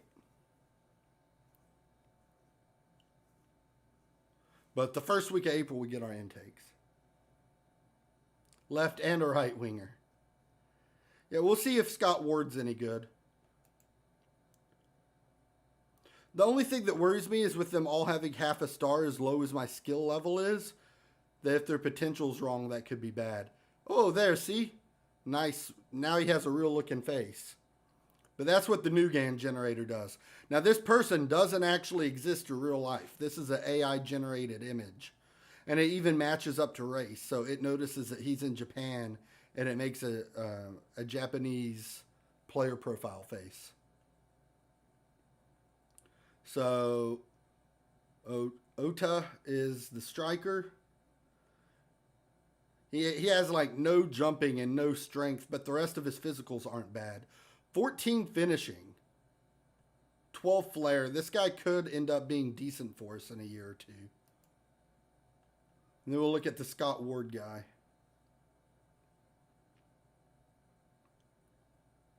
His crossing's at a 7. The rest of these are pretty dismal. He is pretty brave, though. 5'9", 132 pounds, so he's on the small side. But he's really fast. Well, he's got 11 pace, 14 acceleration, 15 fitness.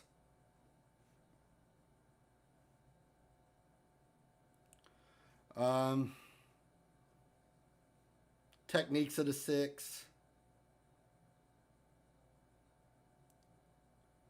Doesn't have any finishing either, but like if he can cross it, like that's all we need. We're going to look at them one by one real quick. We got the wing back in the mid right. Liam Hoare there. His stats don't look bad. He's a little weak at 5, but that could go up a couple points. He is only 5'6" and 130, so he's pretty small. He's got good pace and decent agility. Overall, like, there's a lot of red, but it'll probably go yellow within a year or so. This guy could work. His technique's not terrible either. Then we have another attacking midfielder that can play right, left, and center, and Kieran Humphrey here. 5'9", 130. 11 technique. He's only at 2 crossing. If his crossing gets better, he could be decent. But he is kind of slow, too. I don't know if he'd make the cut. He might just be a little too slow and not having any crossing. And his passing's pretty dismal. But the work rate's the one thing he's got going for him. Having a decent work rate, he may develop.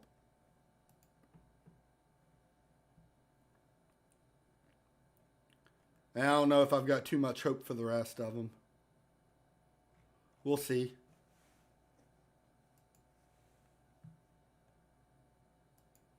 They'll have their youth intake game and whatnot, and we'll be able to sign them and move them in.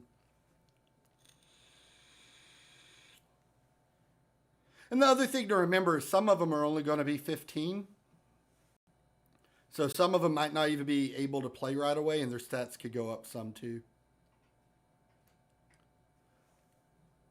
Yeah, that's true too. The determination's not to be underpinned. We signed Jack Brown. We got 2 more years of Jack Brown now. He's our shadow striker. I've been really happy with this guy. He's been playing behind fielding. He's the other part of this really good attack. But this guy's numbers are pretty good, and he's still 19. So as you can see, he's still improving. The only hard part was we lost him for like 4 months at the beginning of the season. So he may end up being a little injury prone.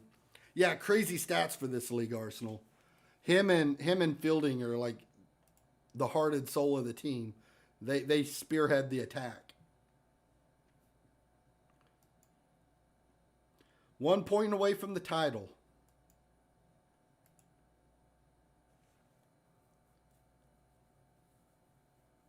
And this is our best lineup, so we're going to roll with it.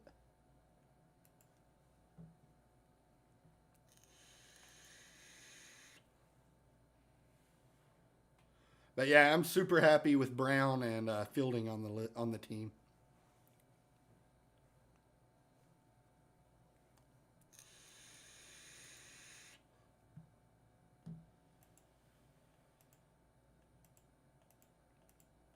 Tell them all we have faith in them and we want them to pick up where they left off.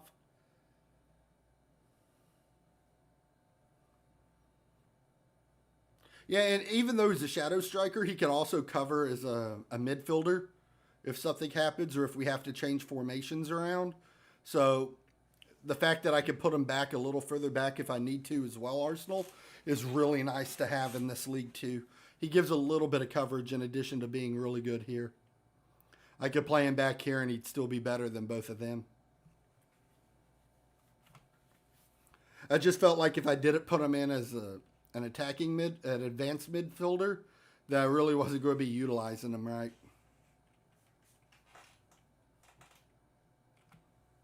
They got Ford as a keeper, and Ford was a guy I played on one of my saves when I was playing by myself that I didn't stream, and he was okay up till the national to the Vanarama South, and then he kind of fell off. But he was pretty good in the tier 8, tier 7, tier 9, all that.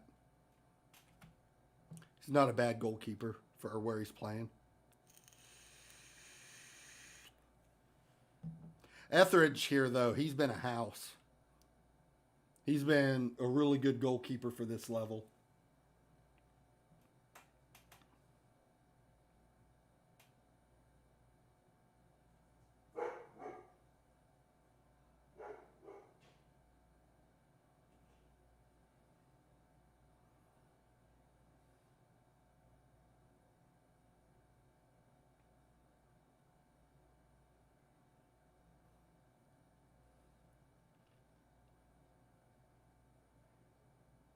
Fielding's got a shot. He's got his guy beat.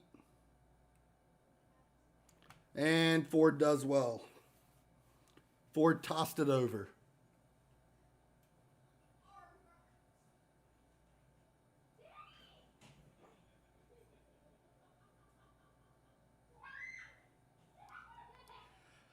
Pom Pom just noticed her dad came home.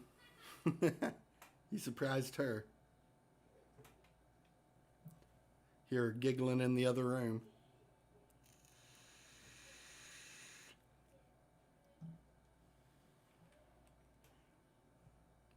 They already got 2 yellow cards on it. If we could get 11 on 10, that would be pretty awesome.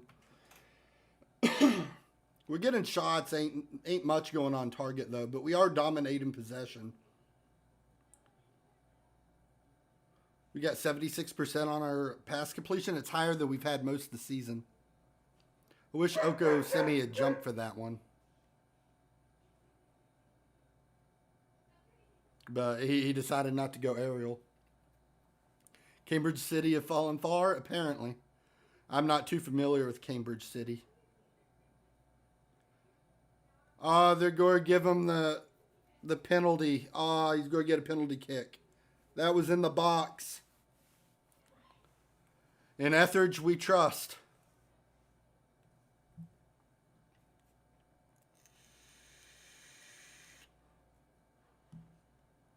And that's the first goal of the game going against us. Whoops. He didn't get carded, but he definitely did get a penalty on him in the box. Overall, most of the players are playing halfway decently. We might need to think about removing Robertson. Robertson's not having the best game. And Winfield's kind of sucking it too. Might have to put Cascaval in there for Winfield. Tell him that it wasn't good enough.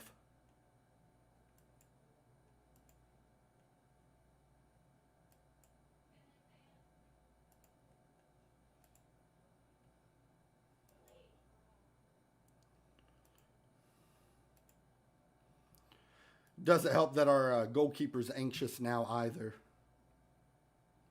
Hopefully his morale will come back up. Normally I trust my backs in one-on-ones. Like, I think our defenders are actually really good. But he just picked a bad time to slide. It happens.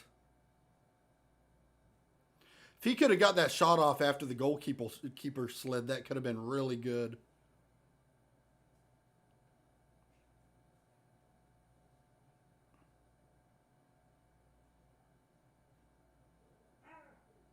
Hurst had a chance.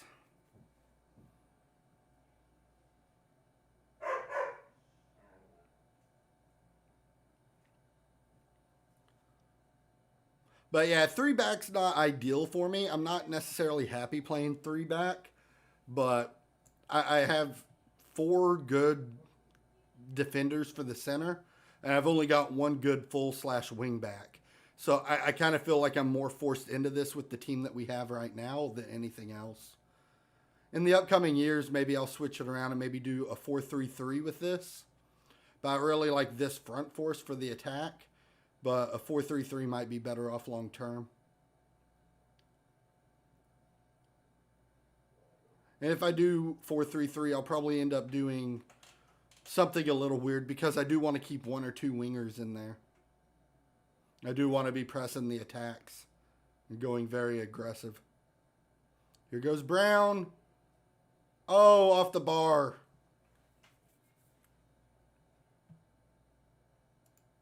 Let's see if we want to make changes.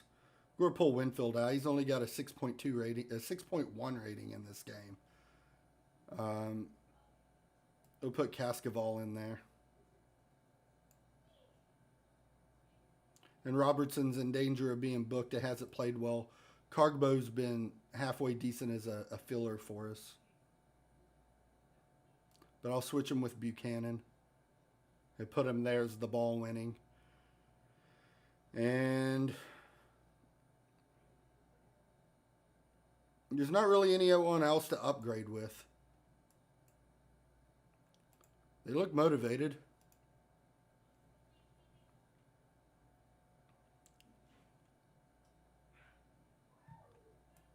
Potter's tired. Bonnet will be just as good, though. And then that's our last sub.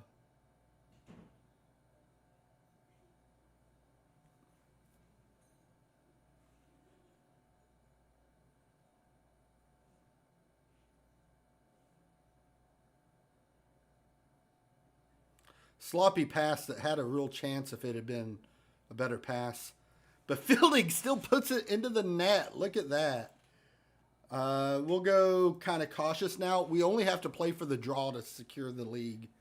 So we'll go cautious now from attacking. And we'll just try to hold this up 1-1.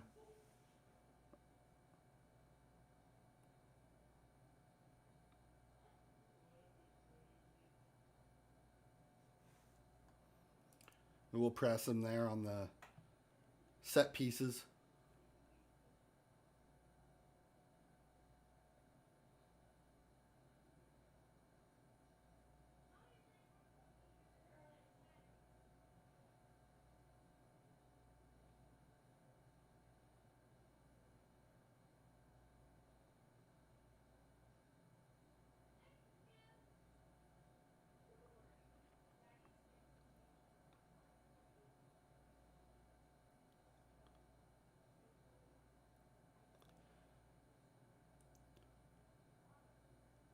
Yeah, Fielding ain't going to be winning any headers either.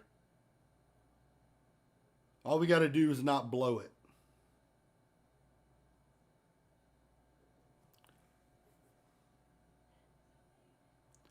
But Football Manager 21 also likes to give a lot of late game extra time goals, I've noticed. So I am kind of still a little bit nervous about how we're going to finish this up.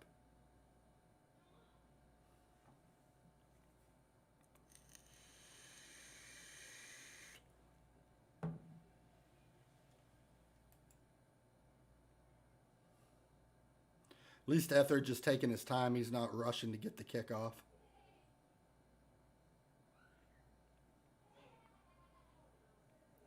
They all do that.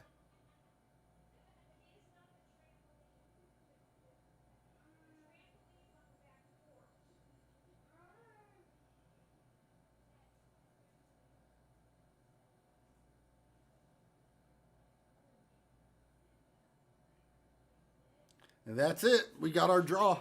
That is promotion. Look at this. Got to go up there, get our trophy. We did it. We are going up to Tier 7 next year. And we'll be fighting for spots into the national pool.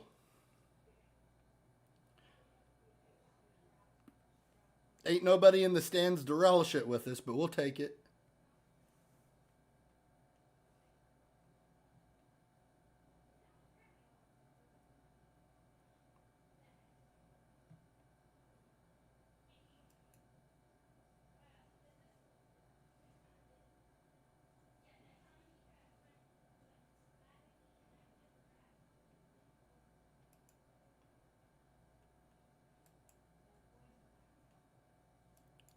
Seem pretty happy with the result.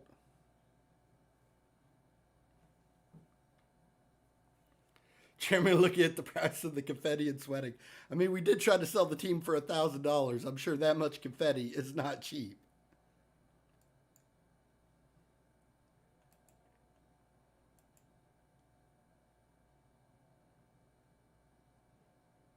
The board set the initial payroll for the upcoming season for $472,000 per year and a budget of $117K for the transfer budget. So they're allotting us over $600K for next season. I want you to look at that. They're allotting us $600,000 for next season. We have a $183,000 balance. I don't know if that's going to work out.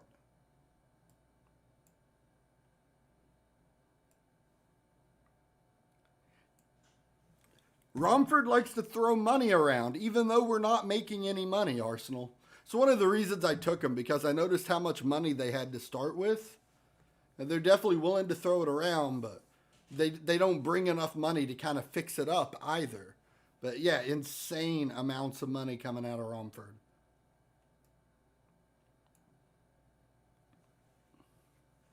We will not be using all of that.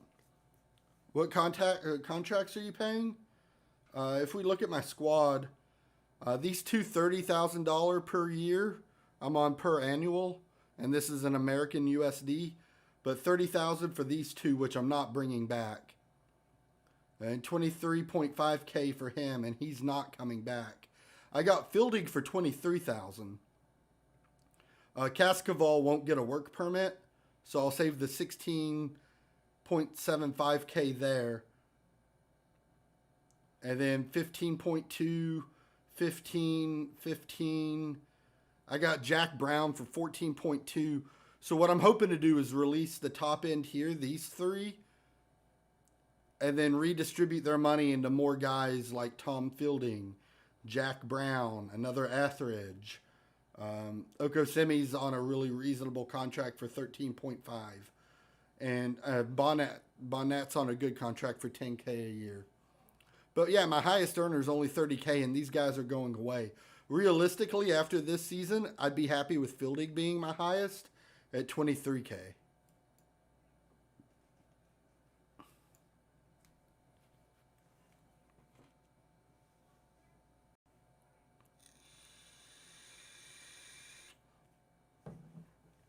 But like with as much money as they're throwing around, that's why I'm like, they should have been doing a lot more than we have been.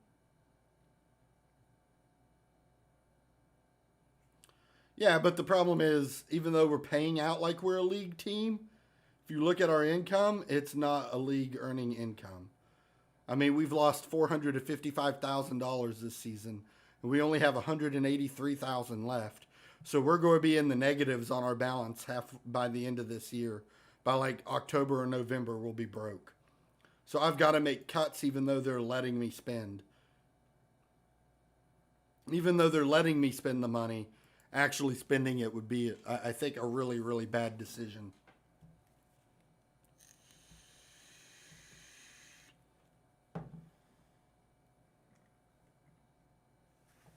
I'm only averaging like 1 or 200 fans a game, Arsenal.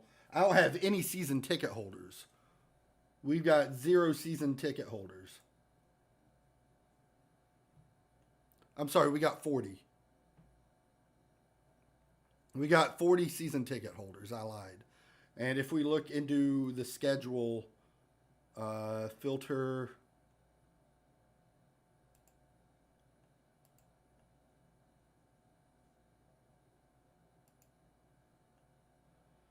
home game, this one was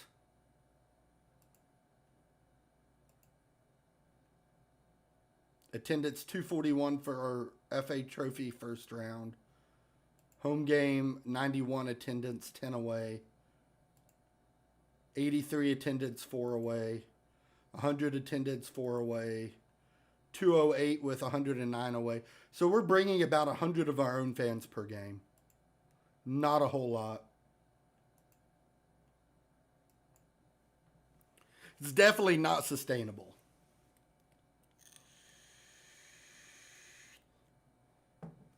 I'm kind of hoping the takeover happens and we get somebody like a sugar daddy coming in and buying us up. I could use a Ryan Reynolds buying in, you know. That would help out.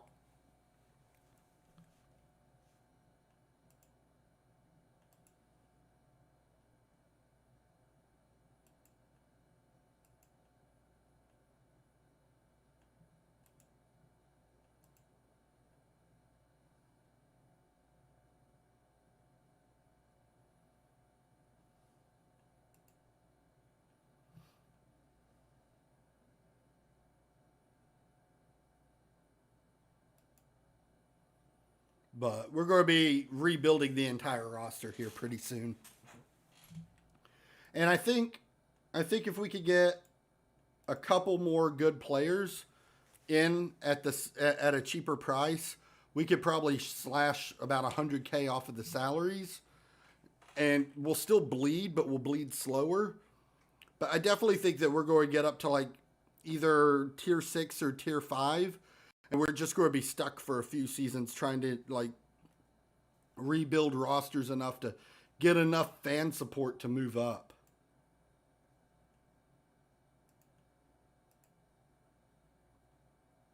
Yeah, I'm not giving up Robertson. I'm only paying him 2.7K a year.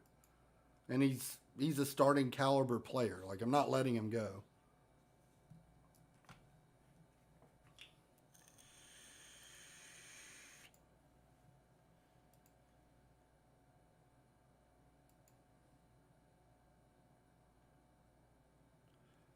Want to make sure the kid's getting enough games, so we'll put Harrison back in. Iba's not been getting games, so we've already won, so I'm going to put Iba in for fielding there and make sure he's getting games too. At this point, I could kind of build a little bit more for the youth and not field a strong squad because we were already moving up.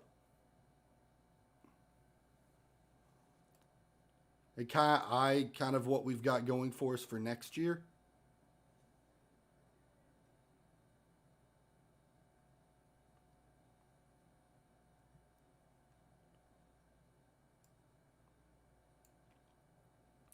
So I'm okay with fielding weaker squads and getting those guys some game time.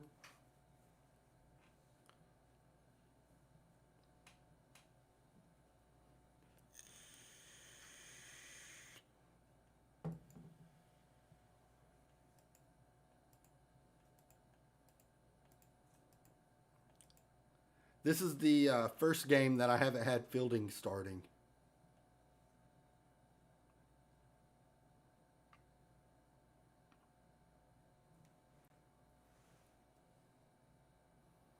But I mean, all that could happen is he ends up injured, or our young guys don't get enough games, and then they're not getting any better. And I mean, another W's not helping.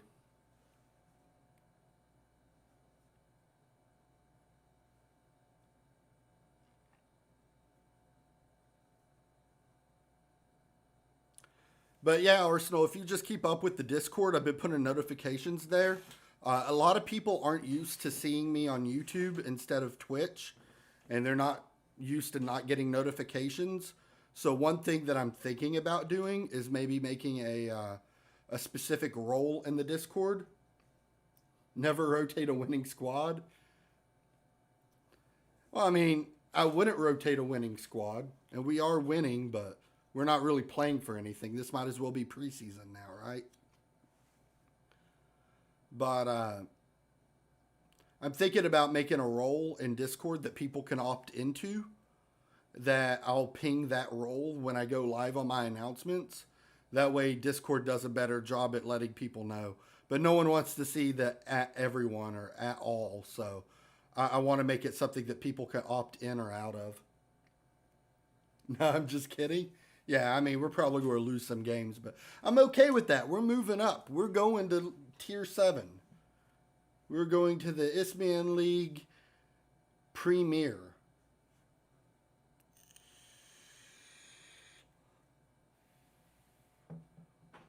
Yeah, I mean, that's kind of the thing right now. Just keep the locker room happy, too. We've got guys that have been wanting games that haven't been getting them.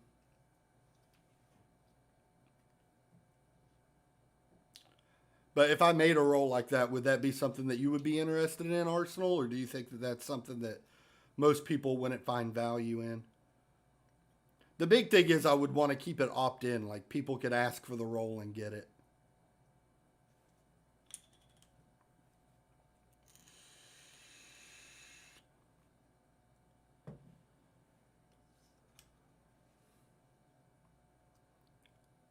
We're going to get burned again? No. Etheridge kept a hold of it.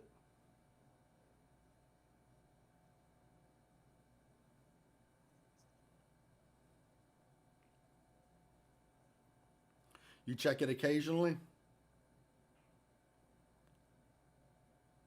Yeah, that's one thing. Like, the not getting notifications from Twitch is kind of rough. Because a lot of people watch more on Twitch. I mean, there are YouTube notifications with the bell and the subscription.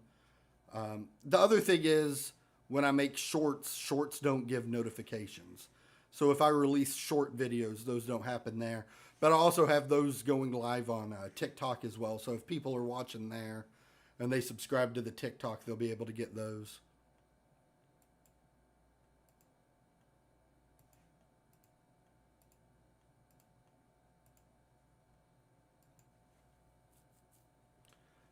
So that's kind of been another workaround there. And just getting the same work effort from putting a video out and putting it on more platforms will just do nothing but increase the visibility.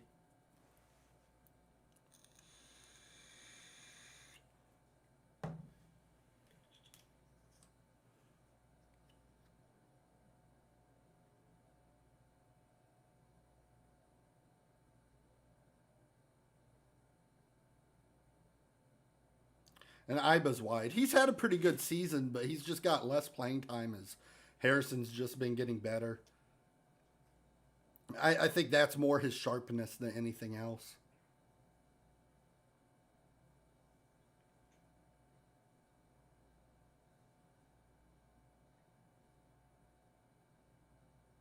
Bonnet might be starting for us next year.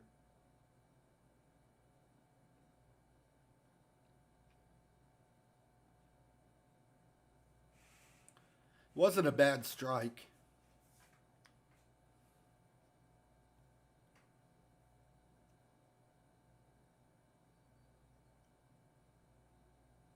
Wish Harrison would have jumped for that. He's a real tall target man type striker for us. So he'll be good off crosses.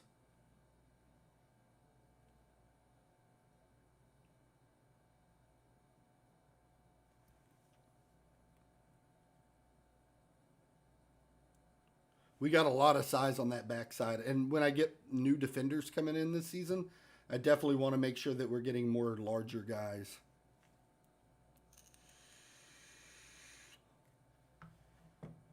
I like having a tall back line.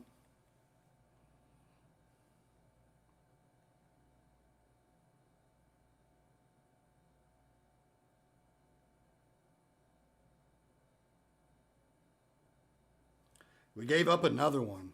Jeez. We made one sub because Okosemi was tired.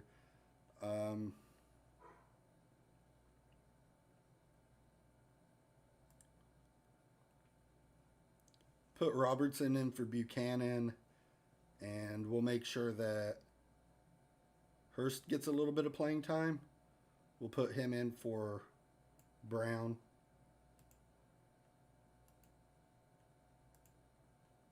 and just rotate.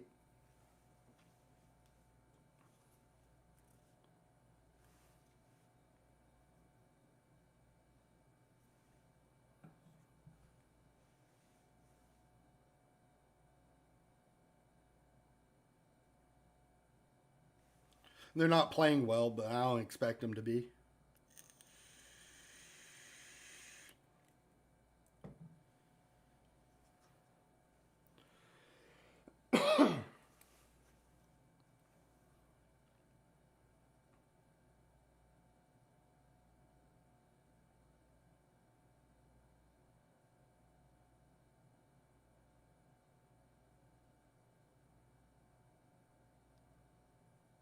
Iba's got a shot here.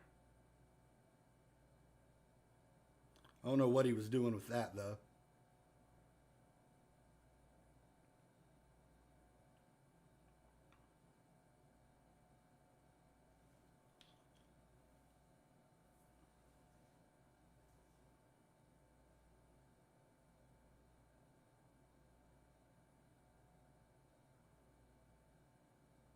This game's been a lot more uneventful. It's been going by a lot quicker. Yeah, his movements aren't bad, and he's actually put a decent number of shots in. He just really hasn't got a lot of gameplay the last month or so just because of how deep the depth chart is. After this game, I'll show you all 4 strikers that I have, and all 4 of my strikers are really good. I don't have a bad option between the 4.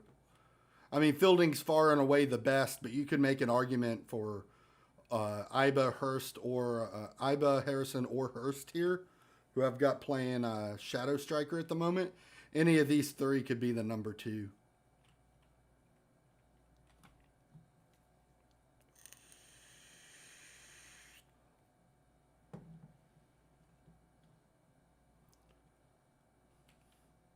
Harrison's only just turned 17, so he's got a lot more upside. Hurst can double as a Shadow Striker, which is nice. And Iba just kind of fits in that awkward spot, but he probably most emulates Fielding's gameplay. So I really want to be able to keep all 4 of them on the roster for next season, and I think I'm just kind of good at striker at that point.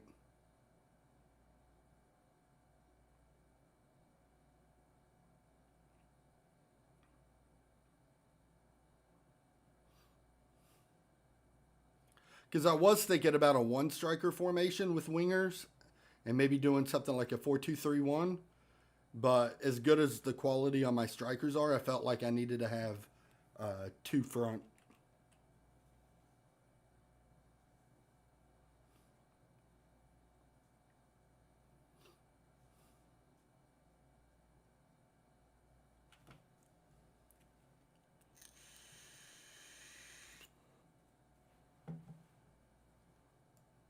Yeah, I felt like I was doing them a disservice if I didn't have 2 of them out there on the field. And then usually being able to sub a 3rd one on if I just change who the sub is, I could kind of keep all 4 happy.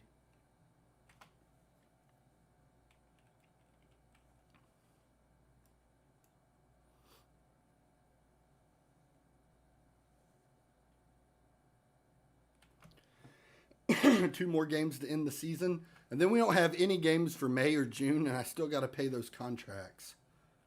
Rip. Yeah, going into the squad, Fielding's easily the best. And here's the stats on Fielding. I'll let you look at him for a minute. But this guy's just a boss at this level. And I'm paying him $23,000 a year.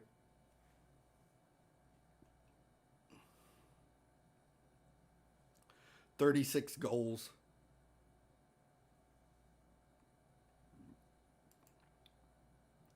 And then I've got Hurst. And he was brought on to be the number 2. He's 6 foot tall. He's nailed 10 goals. And his stats are also pretty damn good. And they're all fairly young. They're all in the building stage. But he might not be getting enough games. He is kind of declining.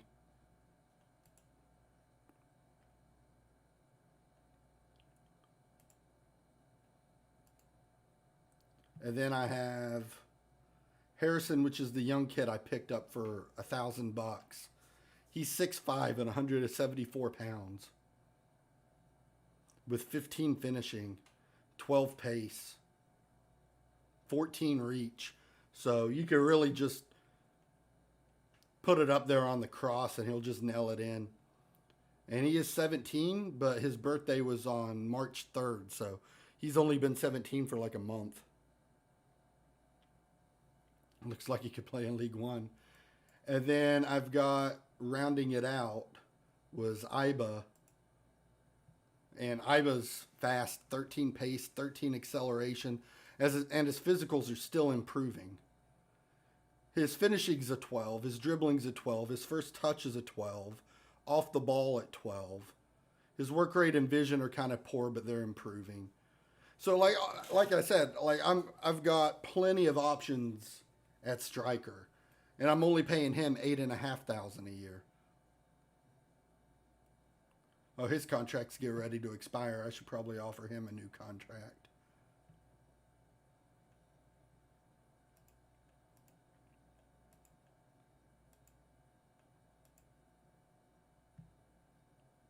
I'll give him 11.5. 11.5. I'm not even going to argue. We'll see if we could get him down on the salary bumps.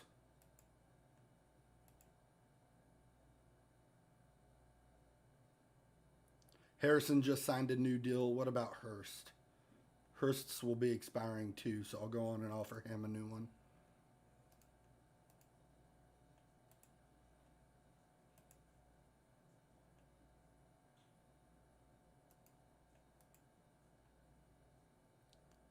He wants 19. Let's see if we could get him down to 15.5.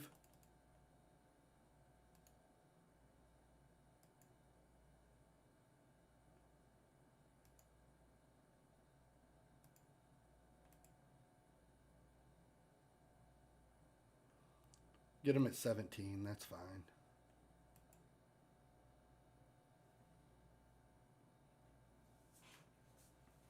Yeah, lets you play little and large. He's going to be a terrific player. Yeah, I'm hoping so. And that's kind of what I'm aiming for. I want to get one guy playing big that could get the crosses in and get the headers and fight for the ball. And then I've got Fielding and Iba, who are a little smaller, a little bit more technical, and a little bit better with the dribbling. And then I've got the shadow striker behind him, so while they're testing the lines, Brown's more than happy to drill one. Look at the potential on Tamplin. Yeah, I've moved away from Archie Tamplin all season. I haven't been too happy with him. Like, he has a lot of potential, but he's already 18 and no technicals whatsoever. No mentals whatsoever. I'm just worried that he won't develop to be good enough. Because by the time he develops and he's like, say, 20 years old, if I'm in the Vanarama, I don't think that this will be good enough. He's average here, and his mentals are okay, but his technicals are just... Yeah, he's been out of contract. I haven't signed him. If you notice, Archie Tamplin, his last name's Tamplin. If you look into the club info, our owner is... where's the owner?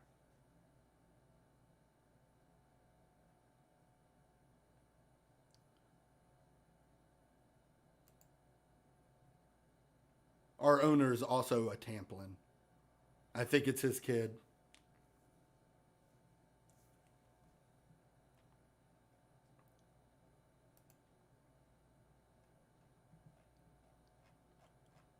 See if I could go back and find it. Yeah, Glenn Tamplin for the owner. So I'm pretty sure it's the owner's son.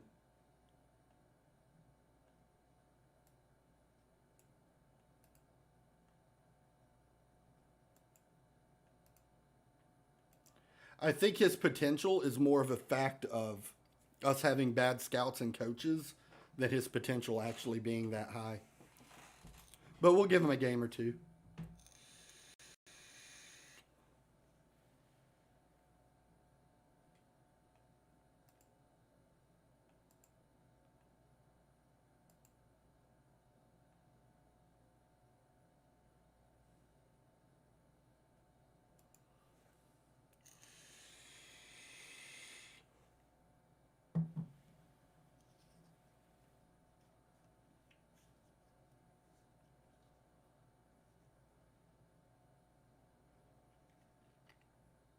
And then we got this game on the 17th, and then one more on the 24th. Uh, he's not meeting the recommendations. We won't bother. He has no interest, so we'll just discard that. We'll scout him. And I don't really need any forwards, but it's not a bad idea to keep scouting a couple guys out anyway. Okay, man, I'm going to go. Getting late here. Take care of yourself. Catch you soon. Hey, it's all good. Thanks for tuning in, Arsenal. I'll probably, since you're heading out, I'll wrap up these last two games for the stream, and I'll probably cut it there. And then the next stream in a few days, we'll do all the off-season stuff. So we'll get all the way to the end of the season and take it from there. Thanks for tuning in, dude, and I'll catch you later.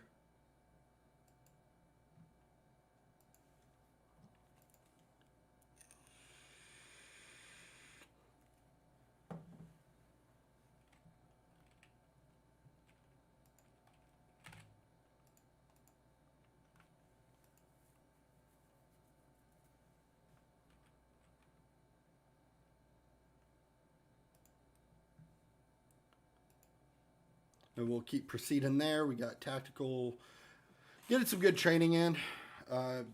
We haven't done a lot on set pieces, so doing set pieces now is pretty important.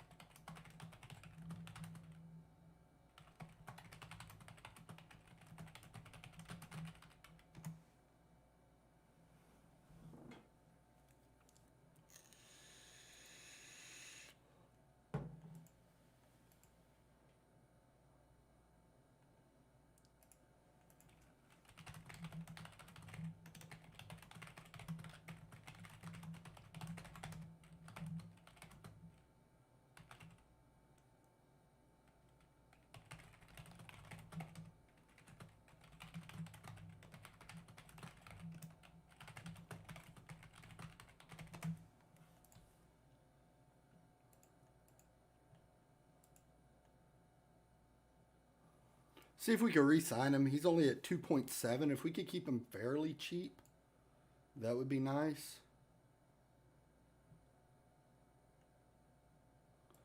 We'll set everything for the end of the season so we're not overpaying through the end. Keep it as cheap as we can for a few months. Yeah, he wants 5K.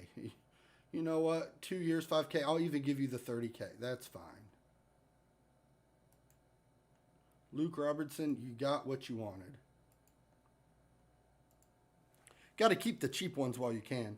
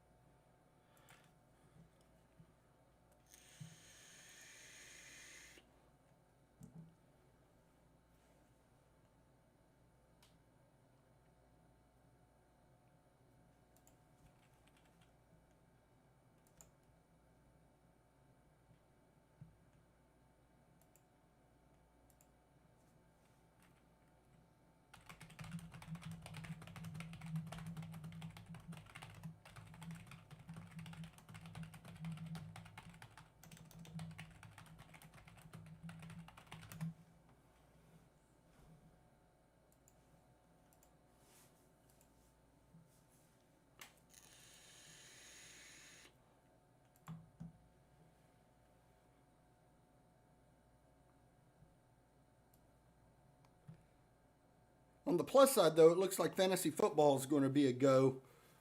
Brad's also looking to do one, so we might combine forces.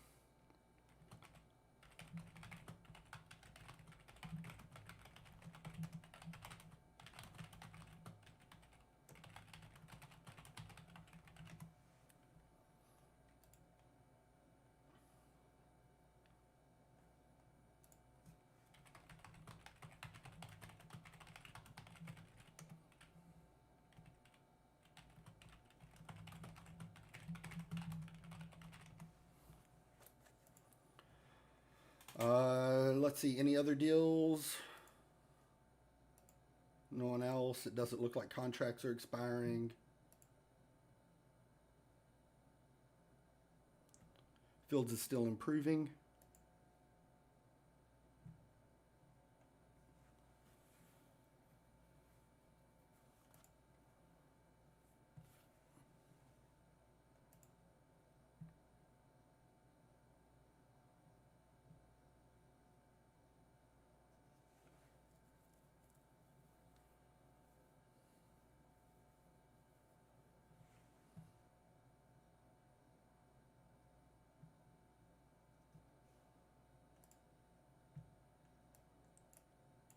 Keep scouting. Arnold, how's he look? I don't know. He could be really fast. I'll add him to the short list. He is pretty small, though. But with a big small setup, that's not necessarily bad either.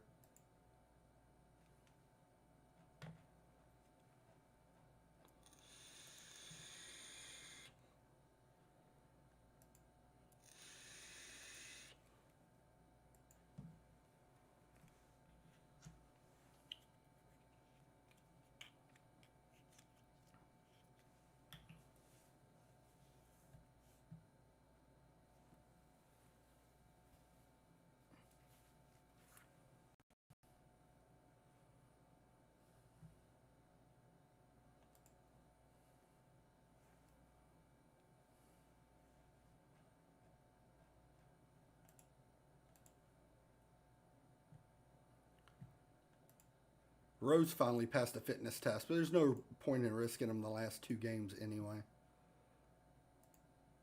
We keep it on attacking, and we could probably bench Fielding again and get more game time for Iba.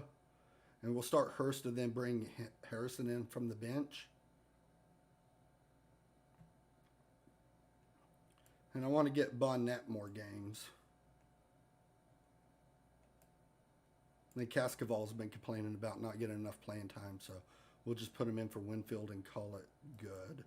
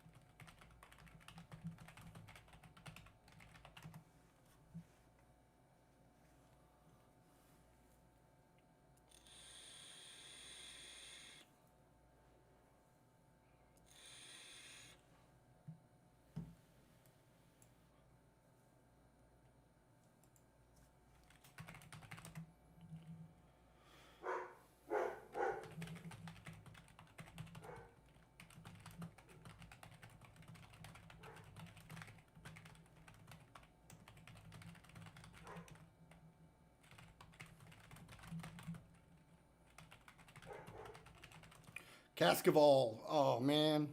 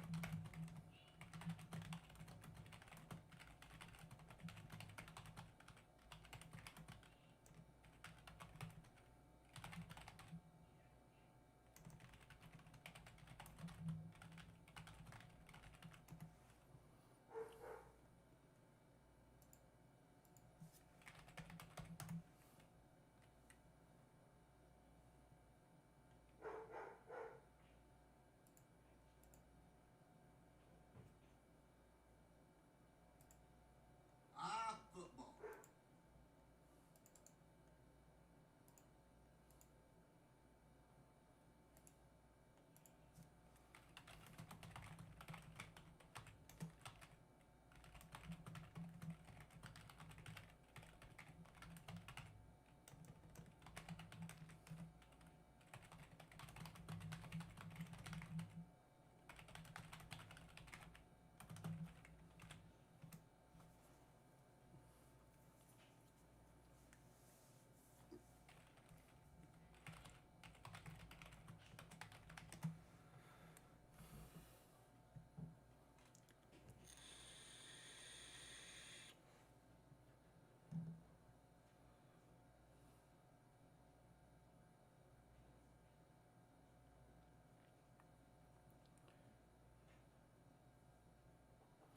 Our defense is still playing good on the outside, even with a three-man front. Are you done streaming? I've got like 20 to 30 minutes left.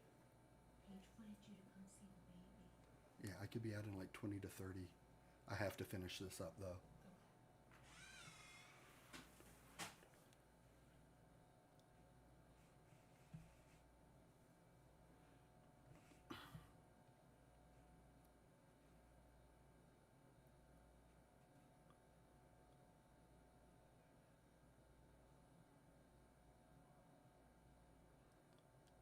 We're not playing too bad. We're still down a bit.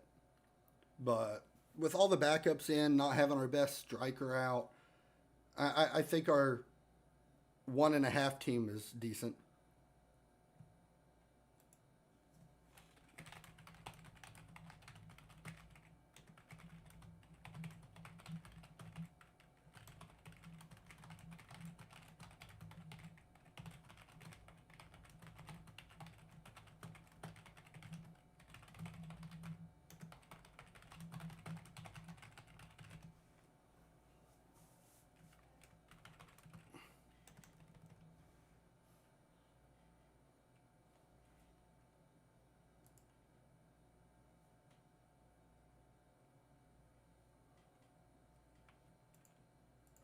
Game known for turning. お前はもう死ん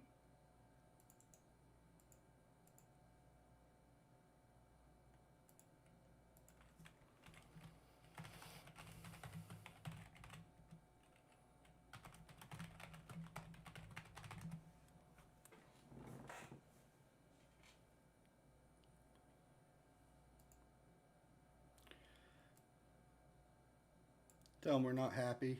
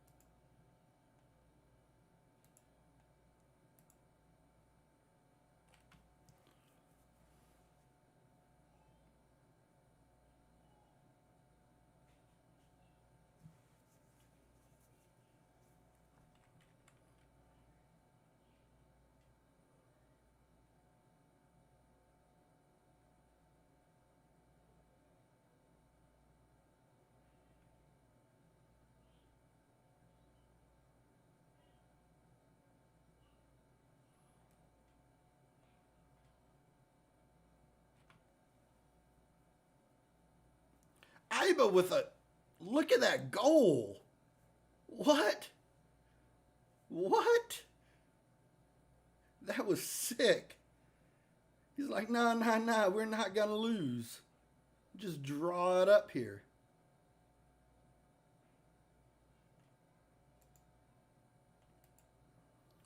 All right, we'll go on and sub. We'll shift Hurst back for Brown and then sub Brown for Harrison there.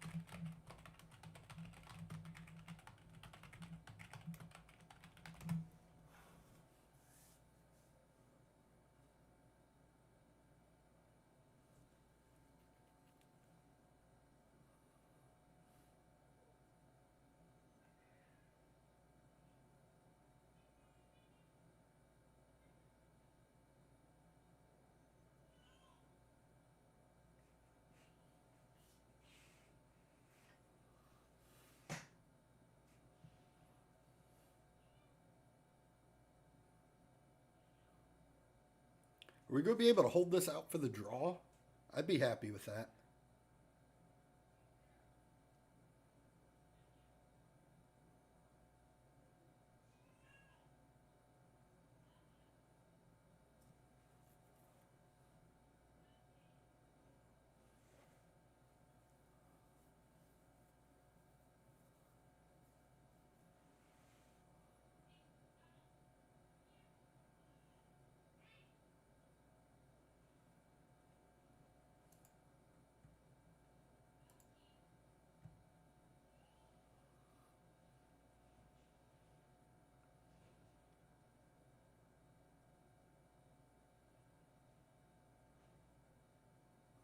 Harrison with the interception. I don't think he's got the speed to be able to keep past all of them. He's going to have to try to pass it back into Hurst. But we can get the penalty.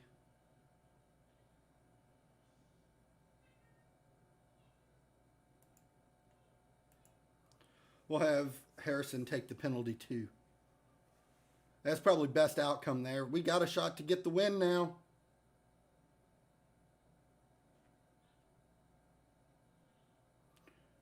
Kick it in. He got it off the rebound. Look at that.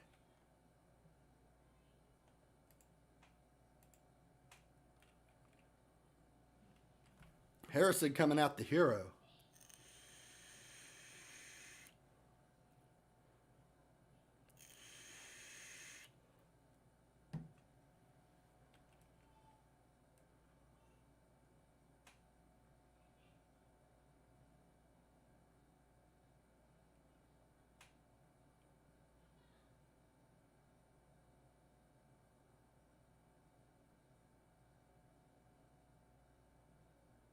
Hurst with a deep shot. He's looking for it. He hit that off the crossbar. That wouldn't have been an amazing shot if that one had sunk.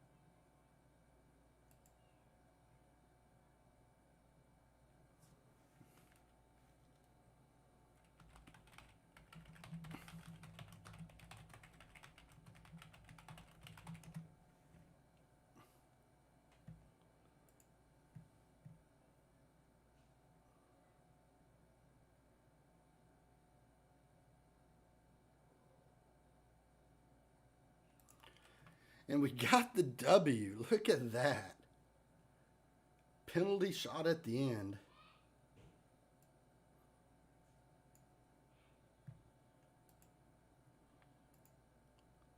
Look at that with the backups.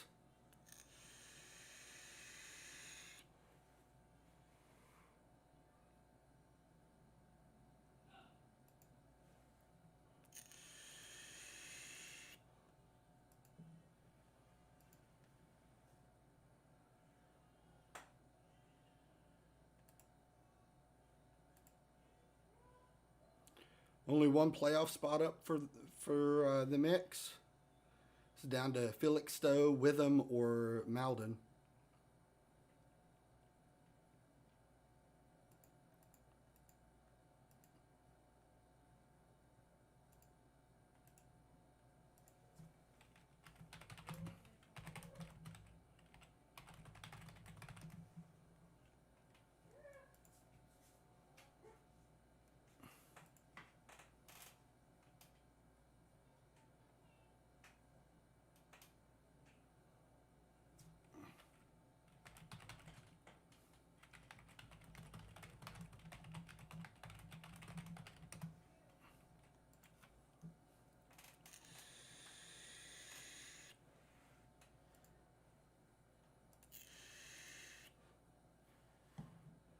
We managed to secure IBA for a couple more years. We won't complain about 11.5K a year, up from 8.5.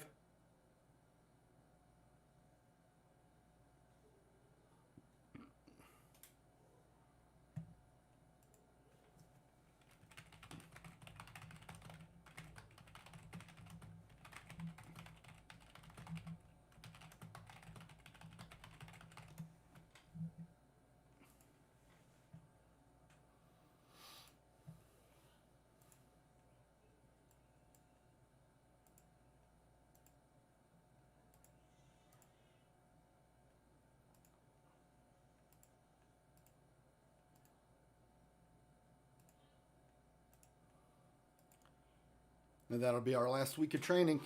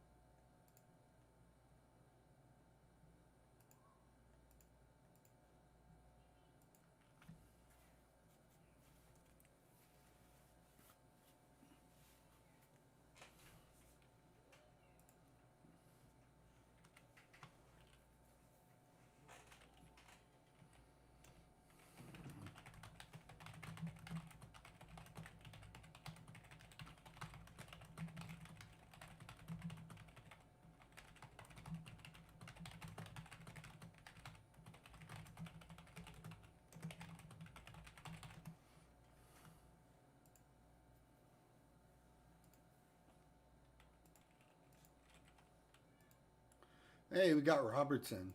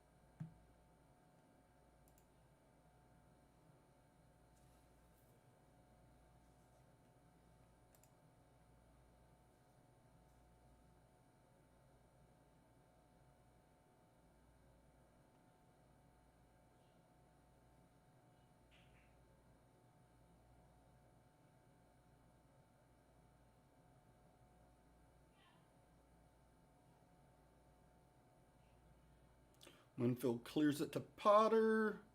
We got space. I don't know. We'd have to redirect it. I don't know if we got enough people back.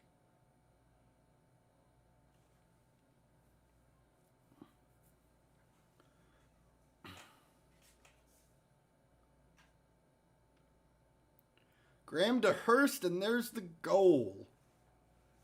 Target man for the win. And yeah, all four strikers keep showing that they can all put it in the back of the net. All four of them. We are not hurting at forward at all.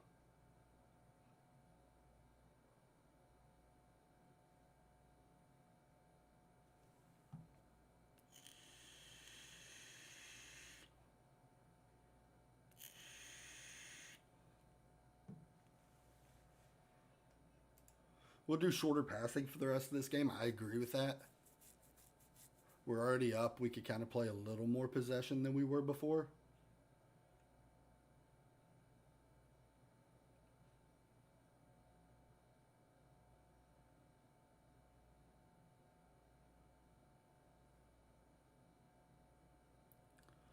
That one had another chance. We're getting headers into the target men.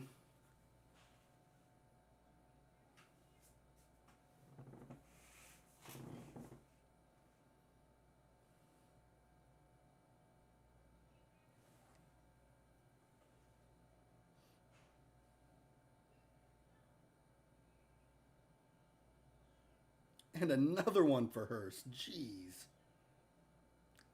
On a roll. He's making a very hard argument for making him the number 2.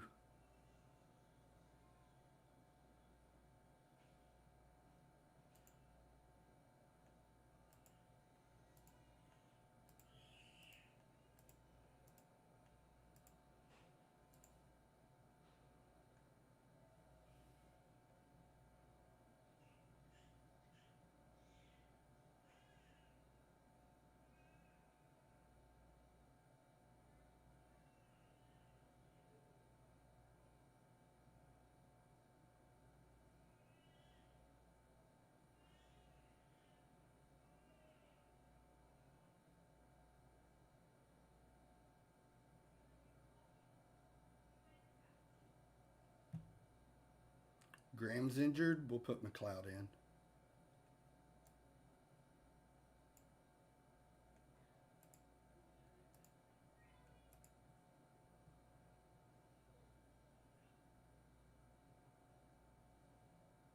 Bombing it to Fielding. Ooh, I thought that one was in. I really thought that one was in. Oh well.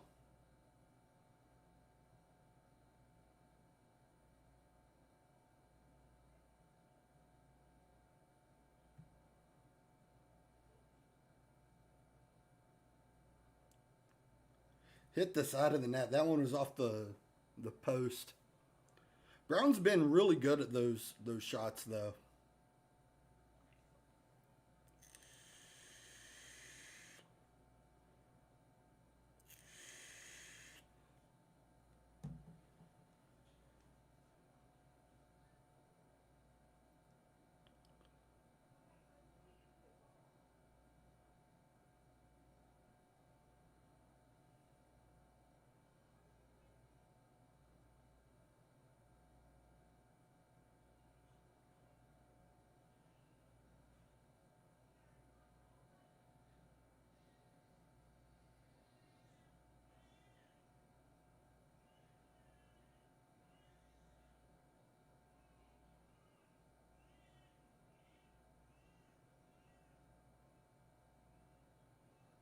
Fielding with a shot. There it is.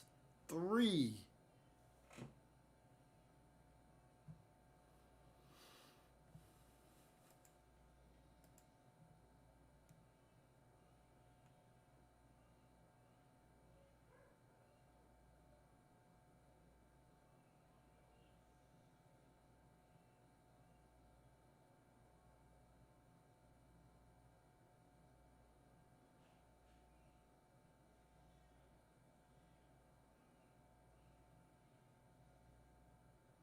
Fielding almost had the 4th one there. That's a nice save on Conway's part.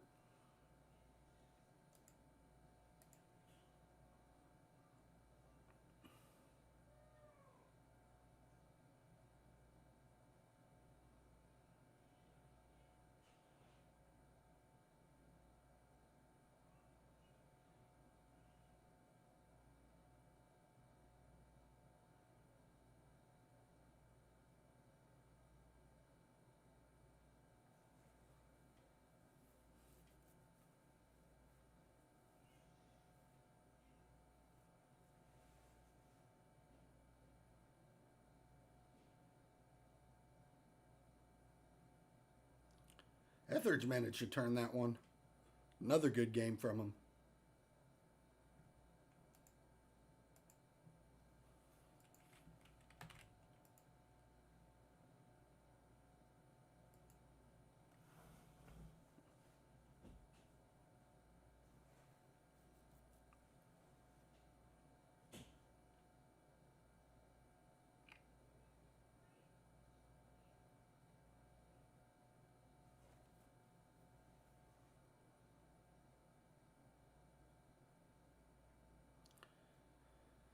I thought Oko had that one just wide. Really good header, though.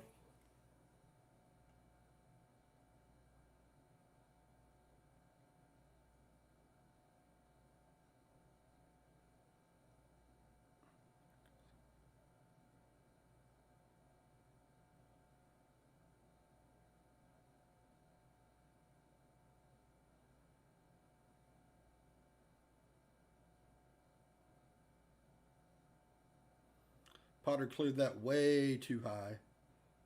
If he had got it over to him, it would have been all right.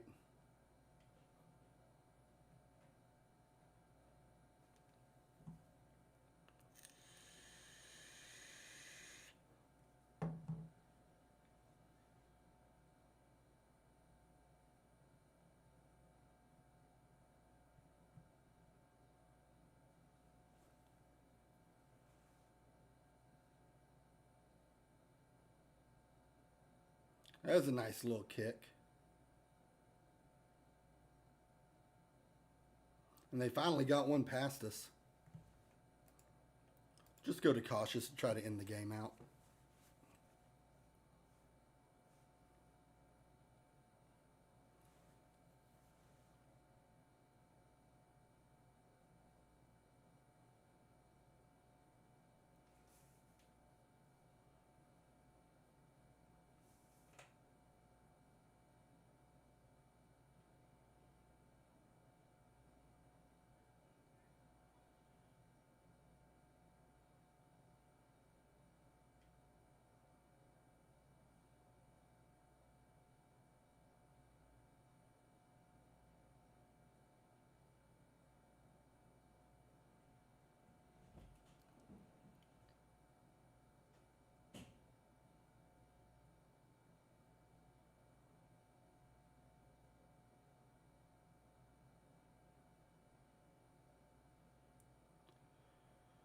And these will be the last seconds of the game. There we go. Full time. 3-1.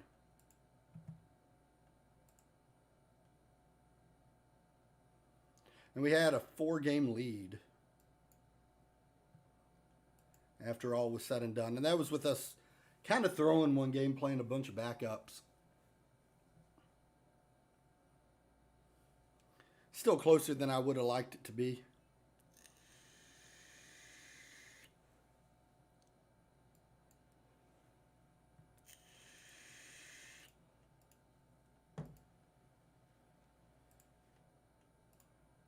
Hurst had a really good game.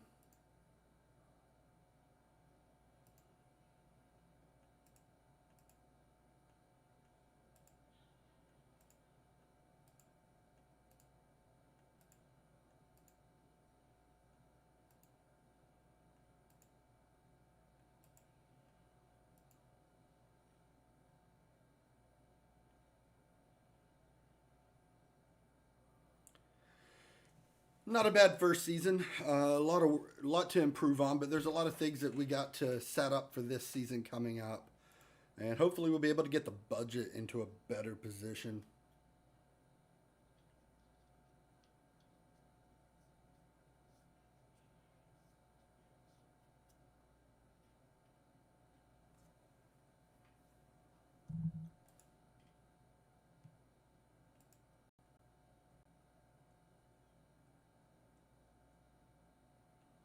Into season review.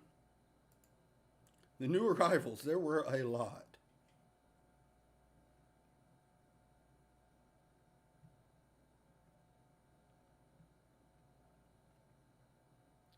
We brought on a lot of people.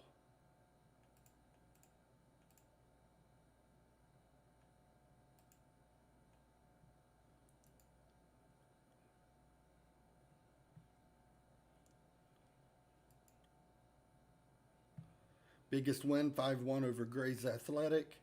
Match to remember, beating Trafford 5-2. Goal of the season goes to Robertson with the 3-2 win over Basildon. And that was only last week. Yeah, that was the 28-yard screamer. Yeah, I remember that one. That was good.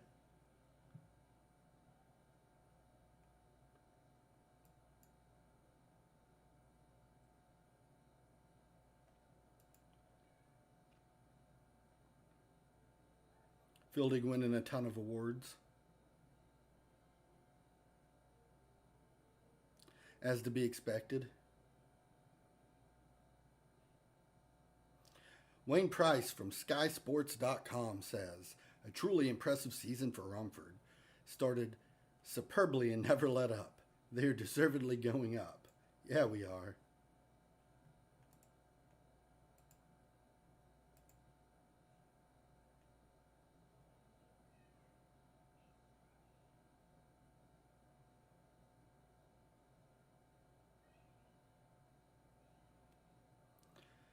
Reach promotion playoff minimum.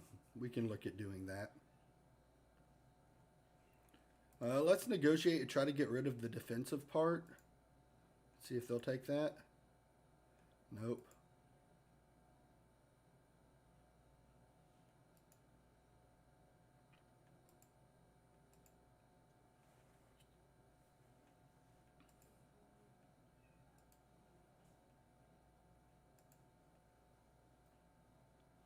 Didn't have too bad for injuries except for Jack Brown's. And he's came back in good form. And that'll end up doing it for this season, guys. The season is over. The next stream we'll be doing all of our off-season moves. See what we could do about making the team better. Thanks for tuning in, everyone. That's going to be it for me today. Hillbilly Chris out. Have a nice day, all.